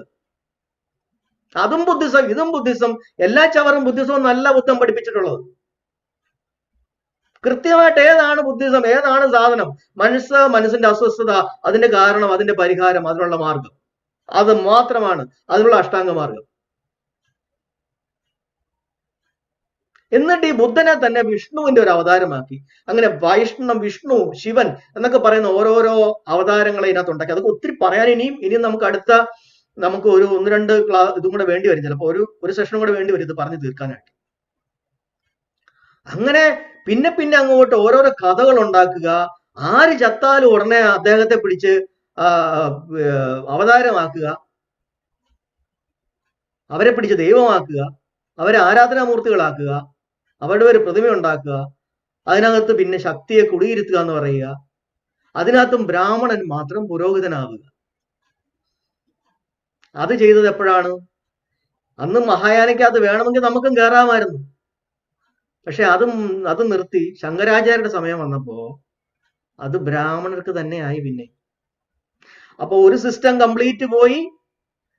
ഉണ്ടായിരുന്ന ഒരു സിസ്റ്റത്തെ അകത്തോട്ട് കയറി അതിനകത്ത് ഭിന്നിപ്പുണ്ടാക്കി, അതിനകത്ത് ഒറിജിനൽ ആൾക്കാരെ തമസ്കരിച്ചു, ഇല്ലാണ്ടാക്കി.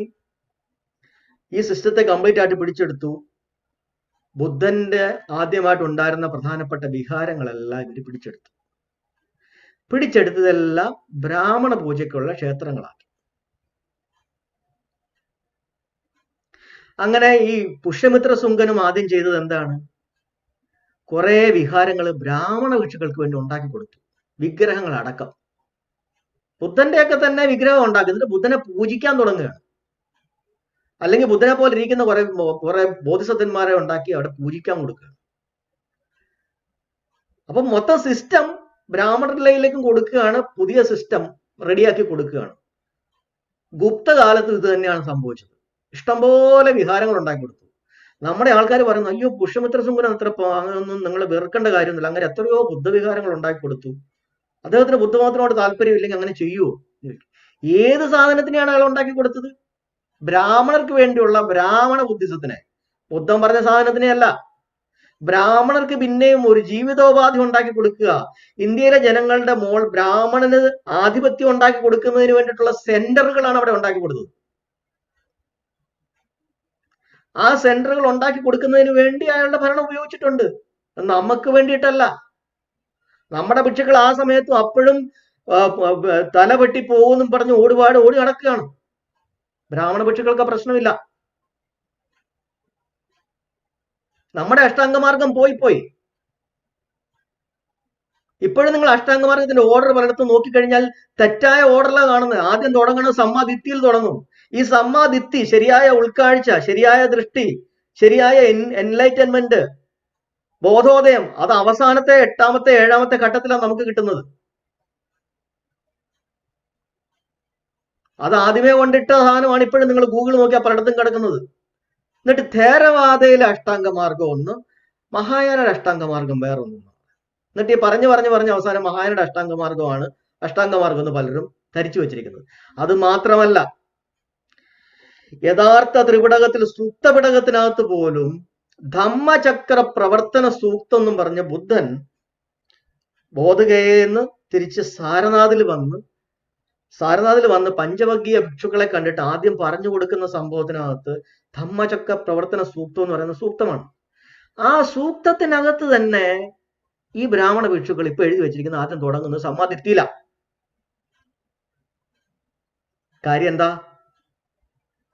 നമ്മുടെ സംഭവം എല്ലാം പോയി കഴിഞ്ഞതിന് ശേഷം, അശോകന്റെ മൗര്യ രാജവംശത്തിന് ശേഷം ഈ കാലം അത്രയും ഇവരുടെ കയ്യിലാണ് ഈ സാധനങ്ങൾ മുഴുവൻ ഇരിക്കുന്നത്. ഈ പറയുന്ന ത്രിപിടകം, തേരവാദ ത്രിപിടകത്തിനകത്ത് പോലും ധമ്മചക്ര പ്രവർത്തന സൂത്രത്തിനകത്തൊക്കെ മാറ്റം മറിച്ചിലുകൾ വരുത്തിയിട്ടുണ്ട്. പിന്നെ കുറെ ജാതക കഥകൾ എന്ന് പറയുന്ന സാധനം ഉണ്ടാക്കി. ഓരോ ജാതക കഥയ്ക്കകത്തും ബുദ്ധൻ അന്നും പറഞ്ഞാണ് ഉണ്ടാക്കിയിരിക്കുന്നത്. ബുദ്ധന് ശേഷം 500 വർഷത്തിന് ശേഷമാണ് ഈ ജാതക കഥകൾ ഇന്ത്യയിൽ പൊങ്ങി വരുന്നത്. ബുദ്ധൻ പറഞ്ഞു, ഒരിക്കൽ ബുദ്ധൻ അവിടെ ഇരിക്കുകയായിരുന്നു, ബുദ്ധൻ ശ്രവസ്ഥയിൽ ഇരിക്കുകയായിരുന്നു, അല്ലെ ബുദ്ധൻ കോസല രാജ്യത്ത് ഇരിക്കുകയായിരുന്നു, ആൾക്കാരുമായിട്ട് സംസാരിക്കുകയായിരുന്നു. ബുദ്ധൻ പറഞ്ഞു തുടങ്ങി, ഞാൻ കഴിഞ്ഞ ജന്മത്തിൽ പശുവായിരുന്നു, ആ പശുവായിട്ട് അങ്ങനെ ഞാൻ ചെയ്തു, അല്ലെങ്കിൽ ഞാൻ കഴിഞ്ഞ ജന്മത്തിൽ പുലിയായിരുന്നു, അല്ലെങ്കിൽ കഴിഞ്ഞ ജന്മത്തിൽ ഞാൻ മറ്റേതായിരുന്നു മറിച്ചതായിരുന്നു എന്ന് പറഞ്ഞിട്ട് അടുത്ത ജന്മത്തിൽ ആ ജന്മത്തിൽ ഞാൻ ഇന്ന കാര്യങ്ങൾ ഞാൻ ചെയ്തു, തെറ്റായ ഒരു കാര്യം ചെയ്തു, അടുത്ത ജന്മത്തിൽ ഞാൻ വേറെ നാട്ടിൽ ജനിച്ചു. ഇതാ ജാതകഥകളുടെ കണ്ടന്റ്. ബുദ്ധൻ പറഞ്ഞൊന്നും പറഞ്ഞാണ് ഉണ്ടാക്കിയത്. നമ്മുടെ പല നേതാക്കന്മാരും, നമ്മുടെ പല ബുദ്ധിസ്റ്റുകൾ പോലും ആ സാധനം കറക്റ്റ് ആണെന്നും പറഞ്ഞ് വിശ്വസിച്ചിരിക്കുകയാണ്. മരിച്ച ഒരാൾ വേറൊരു സാധനം ആകുന്നില്ല എന്നുള്ളത് നമ്മൾ സയന്റിഫിക്കലി പ്രൂവ് ചെയ്തതാണ്. അപ്പൊ പിന്നെ എങ്ങനെയാ ബുദ്ധൻ അത് പറയുന്നത്? പ്രപഞ്ചത്തിൽ ഇല്ലാത്തൊരു കാര്യം എങ്ങനെയാണ് ധമ്മമാകുന്നത്? പ്രപഞ്ചത്തിൽ ഒരിക്കലും നടക്കാൻ പാടില്ലാത്ത ഒരു കാര്യം, ശാസ്ത്രത്തിന് വിരുദ്ധമായ ഒരു കാര്യം എങ്ങനെയാണ് ധമ്മമാകുന്നത്? അതിന് ബുദ്ധൻ പറഞ്ഞാൽ പോലും അതെങ്ങനെയാ നമ്മൾ എടുക്കേണ്ട കാര്യമില്ല. പ്രപഞ്ചത്തിൽ എന്താണോ യഥാർത്ഥത്തിൽ നടക്കുന്ന ആ കാര്യം മാത്രമാണ് നമ്മൾ എടുക്കേണ്ടത്. അപ്പൊ ഇങ്ങനെ ഒരു വലിയ ഒരു തെറ്റായ ഒരു ആശയ പ്രപഞ്ചം തന്നെ ഇവര് സൃഷ്ടിച്ചു. അഷ്ടാംഗമാർഗത്തിന്റെ ഓർഡർ മാറ്റി, ത്രികായ സിദ്ധാന്തം കൊണ്ടുവന്നു. മരണത്തിന് ശേഷം 31 തരത്തിലുള്ള ലോകങ്ങളുണ്ട്. ആ ലോകത്തിലേക്ക് നമ്മൾ പോകുന്നത് പറഞ്ഞു. അർഹതനാവുന്ന അല്ലെങ്കിൽ നിർമ്മാണാവസ്ഥയ്ക്ക് യാതൊരു പ്രാധാന്യം ഇല്ലാതാക്കി. മൂർത്തിപൂജ തുടങ്ങി, ആരാധനകൾ തുടങ്ങി, മരിച്ചു കഴിഞ്ഞു ആരാധിക്കുന്ന സിസ്റ്റം കൊണ്ടുവന്നു, അതിലൂടെ പണം പിടിക്കുന്ന പരിപാടി കൊണ്ടുവന്നു. ഇതിനിടയ്ക്ക് ഭിന്നിപ്പുണ്ടാക്കി, പശുവിനെ ആരാധിക്കുന്ന പരിപാടി തുടങ്ങി, പശുവിന്റെ രാഷ്ട്രീയം തുടങ്ങി, നമ്മുടെ ആൾക്കാരെ കൂടുതലായിട്ട് കയ്യിലെടുത്തു തുടങ്ങി. ഒരു വലിയ വിഭാഗം ആൾക്കാർ ഇവരുടെ കൂടെ പോയി. ഭയന്നും പോയിട്ടുണ്ടാവും, അല്ലെങ്കിൽ ആ അന്ധവിശ്വാസത്തിനകത്ത് മയങ്ങി പെട്ടുപോയിട്ടുണ്ടാവും. കാര്യം രാജാക്കന്മാര് പിന്നീട് വന്ന പുഷ്യപുത്ര ശുംഗന് ശേഷം വന്ന രാജാക്കന്മാര്, പ്രത്യേകിച്ച് ഗുപ്ത രാജവംശമൊക്കെ ഈ ബ്രാഹ്മണർക്ക് വേണ്ടിയിട്ട് നിലകൊണ്ടിരുന്ന രാജപരമ്പരകളാണ്. ഗുപ്തരാജവംശം പറയപ്പെടുന്നത് ആ വൈശ്യന്മാരിൽ തന്നെ അവര് ക്ഷത്രിയരെ ഉണ്ടാക്കിയെടുക്കാൻ തുടങ്ങി. യഥാർത്ഥ ക്ഷത്രിയർ തദ്ദേശീയരായിരുന്നു. നമ്മൾ ആദ്യം പറഞ്ഞു, കഴിഞ്ഞ ക്ലാസ്സിൽ പറഞ്ഞു. ക്ഷത്രിയരായിട്ടുള്ള രാജാക്കന്മാരെ എല്ലാവരും, അതായത് യഥാർത്ഥ തദ്ദേശീയരായിട്ടുള്ള രാജാക്കന്മാർക്കൊക്കെ ഉപനയനം കൊടുക്കുന്ന പരിപാടി ബ്രാഹ്മണരങ്ങ് നിർത്തി. ഉപനയനം കൊടുത്തെങ്കിലല്ലേ അവർ ക്ഷത്രിയരാകത്തുള്ളൂ. അവർ ശൂദ്രരായിട്ട് സാധാരണ പബ്ലിക്കിനെ പോലെ കിടന്നാൽ മതി, ശൂദ്രരായി. എന്നിട്ട് ഇവർക്ക് ഇഷ്ടമുള്ളവരെ മാത്രമേ ഇവർ വാഴിക്കാൻ തുടങ്ങി. അങ്ങനെ ഇവരുടെ തന്നെ കൂടെ നിന്നുള്ള ആൾക്കാരെ, വൈശ്യരായിട്ടുള്ള ആൾക്കാരെ, കച്ചവടം ചെയ്യുന്ന യുറേഷ്യക്കാരായിട്ടുള്ള ആൾക്കാരെ, അവരെയൊക്കെ ഇവർ രാജാക്കന്മാർ. അങ്ങനെയാണ് ക്ഷത്രിയര് സവർണരായി മാറുന്നത്. നമ്മളിപ്പൊ പറയുമ്പം ക്ഷത്രിയർ എന്ന് പറയുന്നത് വെളുത്ത തൊലിയുള്ള യുറേഷ്യൻസ് ആണ്, സവർണരാണ്. പക്ഷെ ആദ്യത്തെ ക്ഷത്രിയർ അങ്ങനെയല്ല. അത് കുറച്ച് നമ്മുടെ തന്നെ കുറച്ച് രാജപരമ്പരകളെ കൂടെ നിർത്താൻ വേണ്ടി അവർക്കൊരു സ്പെഷ്യൽ സ്റ്റാറ്റസ് കൊടുത്തതാണ്. അതിന്റെ കൺട്രോൾ ബ്രാഹ്മണന്റെയിലായിരുന്നു. പക്ഷെ ബുദ്ധൻ വന്നപ്പോ എന്താ, ഈ രാജാക്കന്മാരും പബ്ലിക്കും എല്ലാം കൂടെ ബുദ്ധന്റെ കൂടെ പോയി. അങ്ങനെ അവരെ തിരിച്ച് ആൾക്കാരെ പിടിക്കാൻ വേണ്ടി പശുരാഷ്ട്രീയം കൊണ്ടുവന്ന് ആൾക്കാരെ തിരിച്ച് കൈ കിട്ടി. എന്നിട്ട് ഇവരുടെ തന്നെ രാജാക്കന്മാരെ ഇവർ ഉണ്ടാക്കി വാഴിക്കാൻ തുടങ്ങി. നമുക്കറിയാം കേരളത്തിൽ പോലും ഇവരെങ്ങനെയാണ് രാജാക്കന്മാരെ ഉണ്ടാക്കിയെടുത്തത് എങ്ങനെയാണ്. തിരുവിതാംകൂറിൽ അവർക്ക് വേണ്ടി ഉണ്ടാക്കിയ നിലകൊണ്ട് ഒരു സങ്കര ഇനമായിട്ടുള്ള ഒരു വിഭാഗം, ശൂദ്ര വിഭാഗത്തെ അവർ ഉണ്ടാക്കിയെടുത്തു.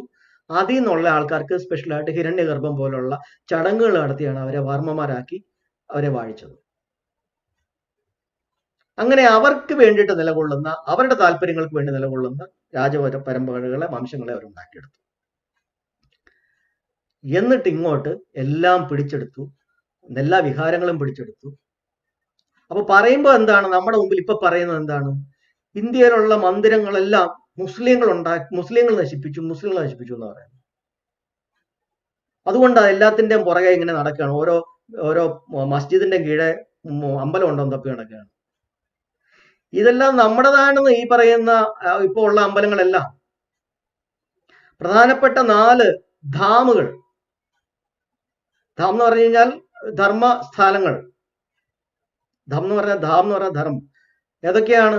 ശൃംഗേരി, കേദാർനാഥ്, ബദ്രിനാഥ്, കാശി, പിന്നെ സൗത്ത് ഇന്ത്യയിലേക്ക് വന്നാൽ കാഞ്ചി, തിരുപ്പതി, പിന്നെ തിരുച്ചെന്തൂര്, തഞ്ചാവൂര്, മധുര മീനാക്ഷി, ശബരിമല, പഴനി എന്ന് വേണ്ട ഇന്ത്യയിലുള്ള എല്ലാ പ്രധാനപ്പെട്ട സ്ഥലങ്ങളും നമ്മുടെയാണ്. എല്ലാം. എങ്ങനെയാണ് മുസ്ലിം ഭരണാധികാരികൾ ഇതിനെ വന്ന് നശിപ്പിക്കാൻ കാര്യം എന്താണ്? 2 കാര്യങ്ങളാണ്. ഒന്ന്, അവിടേക്ക് അളവറ്റ സ്വത്തുണ്ടായിരുന്നു, കുമിഞ്ഞുകൂടി കിടപ്പുണ്ടായിരുന്നു. പത്മനാഭ സ്വാമി ക്ഷേത്രത്തിന്റെ അടിയിലും അളവറ്റ സ്വത്ത് കുമിഞ്ഞുകൂടി കിടപ്പുണ്ട്.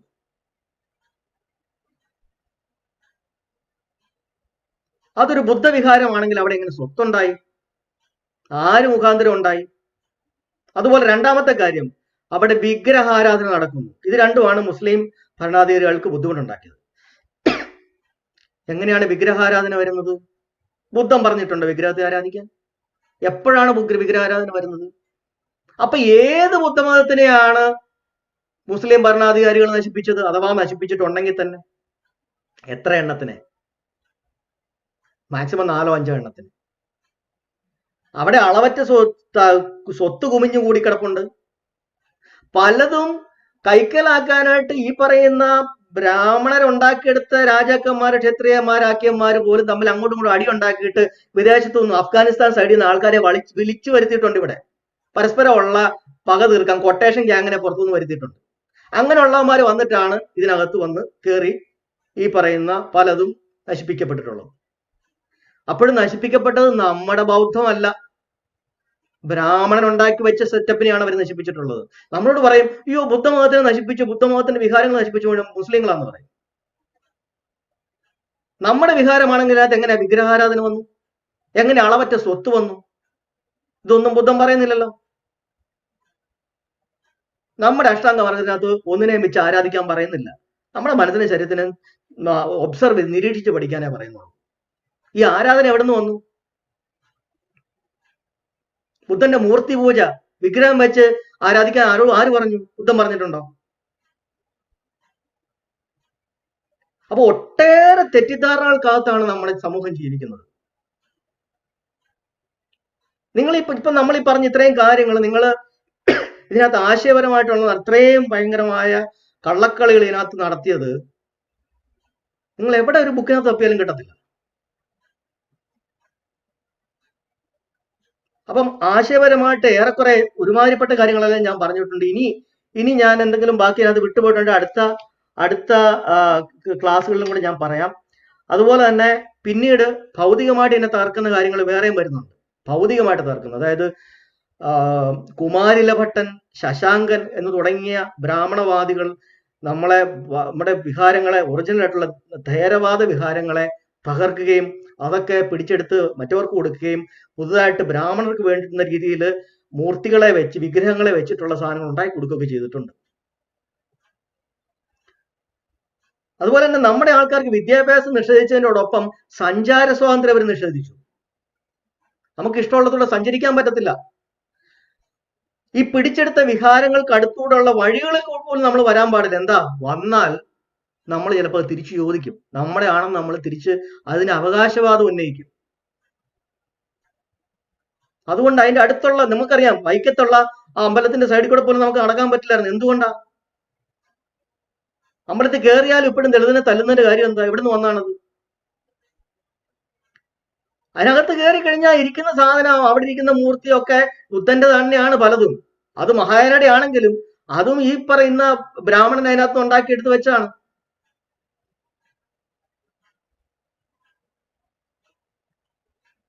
ഒരു കുളവും ഒരു ആൽത്തറയും ഉള്ള ഏതെങ്കിലും ഒരു സംഗതി ഉണ്ടോ? അതെല്ലാം ബൗദ്ധരുടേതായിരുന്നു. ബുദ്ധൻ എന്തുകൊണ്ടാണ് ആ കുളം നമ്മൾ വെക്കുന്നത്? ആൽത്തറ എന്തുകൊണ്ടാണ് വെക്കുന്നത്? ആലിന്റെ ചോട്ടിരുന്നാണ് ബുദ്ധന് ബോധോദയം ഉണ്ടായത്. ഓക്സിജൻ തരുന്ന ഒരു മരമാണ്. താഴെ കുളം എന്തുകൊണ്ടാണ്? ബുദ്ധൻ അപ്പൊ തന്നെ നീരാഞ്ജന നദിയിൽ കുളിച്ചതിന് ശേഷമാണ് ബോധത്തിന് വേണ്ടി ഇരിക്കുന്നത്, ധ്യാനത്തിന് വേണ്ടി ഇരിക്കുന്നത്. ഒന്ന് മുങ്ങി കുളിച്ചിട്ട് കയറുമ്പോ അതൊക്കെയാണ് നമ്മൾ അതിനകത്ത് സിംബോളിക്കായിട്ട് നമ്മൾ എല്ലായിടത്തും നമ്മൾ ഉൾപ്പെടുത്തിയിട്ടുള്ളത്. അതെല്ലാം അവരെടുത്ത് മാറ്റി, അവരുടേതാക്കി മാറ്റി. അവർക്കൊന്നും ഓർക്കണം. ഇവിടെ വരുമ്പോൾ അവരുടെ ഉണ്ടായിരുന്ന സ്പിരിച്വൽ സിസ്റ്റം തന്നെ ഇന്ത്യക്കാർ തള്ളിക്കളഞ്ഞതാണ്. അപ്പൊ ഇന്ന് നമ്മൾ ഹിന്ദുമതം എന്ന് വിളിക്കുന്ന യഥാർത്ഥത്തിൽ താന്ത്രിക ബുദ്ധിസമാണ്. ആ താന്ത്രിക ബുദ്ധിസം ബ്രിട്ടീഷുകാരുള്ളപ്പോൾ കിട്ടിയ പേരാണ് ഹിന്ദുവിസം എന്നുള്ള പേര്. അതുകൊണ്ടാണ് യഥാർത്ഥ ബുദ്ധിസം എവിടെ പോയി എന്ന് നോക്കിയാൽ ആൾക്കാർക്ക് മനസ്സിലാവാത്തത്. എങ്ങനെ ബുദ്ധിസം ഇന്ത്യ നഷ്ടപ്പെട്ടു, എങ്ങനെ ഡിസപ്പിയർ ആയി, എങ്ങനെ ഇല്ലാണ്ടായി? ഇങ്ങനെയാണ് ഇല്ലാതായത്. സഞ്ചാര സ്വാതന്ത്ര്യം നിഷേധിച്ചു. നമ്മുടെ ആൾക്കാർ പരസ്പരം അങ്ങോട്ടും ഇങ്ങോട്ടും പോയി സംസാരിക്കുക, കൂട്ടിച്ചേരുക, എന്താ 144 പ്രഖ്യാപിക്കുന്ന പോലെ അന്നത്തെ സംഭവമാണ് ഈ സഞ്ചാര സ്വാതന്ത്ര്യം നിഷേധിക്കുക എന്ന് പറയുന്നത്. കർഫ്യൂ പോലെ. അഥവാ നമ്മൾ അങ്ങോട്ടും ഇങ്ങോട്ടും പോയി ചെന്ന് സംസാരിക്കുകയോ നമ്മളൊരു കൂട്ടം ചേരുകയോ കാര്യങ്ങൾ പറഞ്ഞു കൊടുക്കുകയോ പഠിപ്പിക്കുകയോ അല്ലെങ്കിൽ ഇവർക്കെതിരായിട്ട് നമ്മളൊരു ഒരു ഒരു ഒരു പട നയിക്കുകയോ ഒക്കെ ചെയ്തു കഴിഞ്ഞാൽ പ്രശ്നമാണ്. ആയുധം കൈവെക്കാനുള്ള അവകാശം നിഷേധിച്ചു നമുക്ക്. തിരിച്ച് നമ്മൾ ഇവരോട് ചെന്നാൽ, നമുക്ക് എന്തെങ്കിലും ചെയ്തു കഴിഞ്ഞാൽ നമ്മളായിട്ട് ആയുധം കൊണ്ട് ഇവരെ പോയി അറ്റാക്ക് ചെയ്താൽ മനുസ്മൃതിക്കാത്ത നമുക്ക് ആയുധം കൈവെക്കാനുള്ള അവകാശമില്ല. പണ്ട് അശോകന്റെ കാലത്ത് എന്താ സംഭവിച്ചത്? ഇന്ത്യ കാക്കുന്നത് നമ്മളെ, ഇന്ത്യയുടെ അതിർത്തിയിൽ മുഴുവൻ നമ്മൾ തന്നെത്താൻ അതിന്റെ അതിർത്തി കാക്കുന്ന സൈന്യമാവുകയായിരുന്നു. ഇന്ത്യയിലെ തദ്ദേശ ജനതയ്ക്ക് ആയുധം കൈവെക്കാനുള്ള അവകാശം ഉണ്ടായിരുന്നു.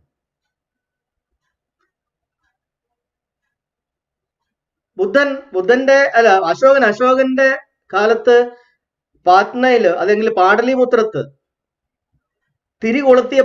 വിളക്ക് കൊളുത്തിയപ്പോ അശോകന്റെ വിജയത്തിന് ശേഷം അല്ലെങ്കിൽ അശോകന്റെ എന്താ പറയാ ആ 10 ദിവസത്തെ അദ്ദേഹത്തിന്റെ ധ്യാനത്തിന് ശേഷം അദ്ദേഹം വിളക്ക് കൊളുത്തുമ്പോൾ അദ്ദേഹം ഉണ്ടാക്കിയ 84,000 സ്തൂപങ്ങൾ ഇന്ത്യയുടെ പല ഭാഗത്തും ഉണ്ടായിരുന്നു.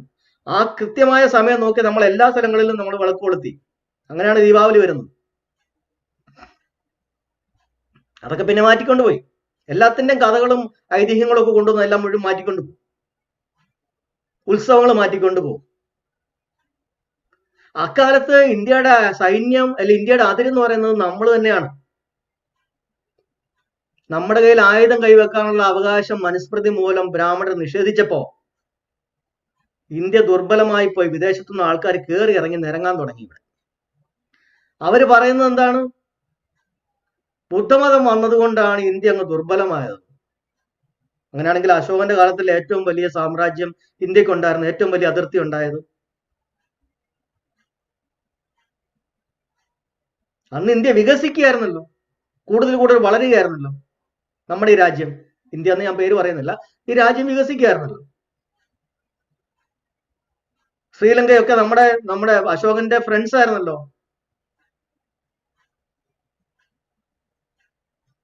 അതിര് കാക്കാൻ ആളില്ലാണ്ടായി പോയി. ഇവര് 4, 3, 7 എണ്ണിയാലുള്ള ചെറിയ ചെറിയ വൈശ്യന്മാരെയൊക്കെ ഉയർത്തി ഇവര് ക്ഷത്രിയരാക്കിയപ്പം അവർക്കൊന്നും ഒന്നാമതേ ഫൈറ്റ് ചെയ്ത് ശീലമില്ല. രണ്ടാമത്, അവർക്ക് അതിന് മാത്രമുള്ള ആൾക്കാരില്ല. അവരെ കൊണ്ട് ഇന്ത്യയുടെ അതിരുകൾ കാക്കാൻ പറ്റില്ല. അങ്ങനെയാണ് വിദേശിക ആക്രമണങ്ങൾ പോലും ഇന്ത്യയിൽ ഉണ്ടായതും ഇന്ത്യ പലരായിട്ട് കീഴടക്കിയതും. അതിന്റെയൊക്കെ മൂല കാരണം എന്താണ്? ബ്രാഹ്മൺ അവർക്ക് ഇന്ത്യയുടെ സ്പിരിച്വൽ സിസ്റ്റം അവർക്ക് കൈപ്പിടിയിൽ ഒതുക്കണം. ഇന്ത്യയിലെ ജനങ്ങളെ അടിമപ്പെടുത്താനായിട്ട് അവരുടെ പുറത്ത് മാനസികമായ അടിമത്തം അടിച്ചേൽപ്പിക്കണം എന്നുണ്ടെങ്കിൽ ഇന്ത്യയുടെ സ്പിരിച്വൽ സിസ്റ്റം കൈയടക്കണം. ബൗദ്ധത്തെ കൈയടക്കി, മഹായാനയാക്കി, അവരുടെ കയ്യിലാക്കി, തന്ത്രയാനമാക്കി, താന്ത്രികമാക്കി. അപ്പൊ നമ്മുടെ ആൾക്കാരുടെ കയ്യിൽ അപ്പൊ വിഹാരങ്ങൾ മുഴുവൻ പിടിച്ചെടുത്തു. അപ്പൊ നമ്മൾ തിരിച്ചു ചോദിക്കാൻ പാടില്ല. നമ്മുടെ ആയുധം കയ്യിൽ വെക്കാനുള്ള അവകാശം നിഷേധിച്ചു. ഇന്ത്യയുടെ അതിരുകൾ ദുർബലമായി. ഇതെല്ലാം കണക്റ്റഡ് ആണ്. ഒന്നും തനിയെ തനിയല്ല, എല്ലാം പരസ്പരം അങ്ങോട്ടും ഇങ്ങോട്ടും കണക്റ്റഡ് ആണ്. പിന്നെ അത് കഴിഞ്ഞ ശേഷം നമ്മുടെ ആൾക്കാരെ പിന്നെ സബ് ഡിവൈഡ് ചെയ്യുകയാണ്. ഓരോരുത്തർക്കും ജാതികളായിട്ട് തിരിക്കുകയാണ്. ഇത് പറയാൻ പോയി കഴിഞ്ഞാൽ ഒരു ദിവസം മുഴുവൻ എടുക്കും. അതുകൊണ്ട് ആ ഭാഗം ജാതികളായി തിരിക്കുകയും നമ്മളെ ദുർബലപ്പെടുത്തുകയും ചെയ്തത് എങ്ങനെയാണ്? നമുക്ക് പല കുലദൈവങ്ങളെ തന്ന് പരസ്പരം നമ്മൾ യോജിക്കാൻ പറ്റാത്ത ചെറിയ ചെറിയ ജാതികളെ, ഉപജാതികളായി നമ്മളെ ഭിന്നിപ്പിച്ചത് എന്തിനാണ്, എങ്ങനെയാണ്? അത് നമുക്ക് അടുത്ത ഒരു ക്ലാസ്സിൽ നമുക്ക് അതിനെപ്പറ്റി കൂടെ പറയാം.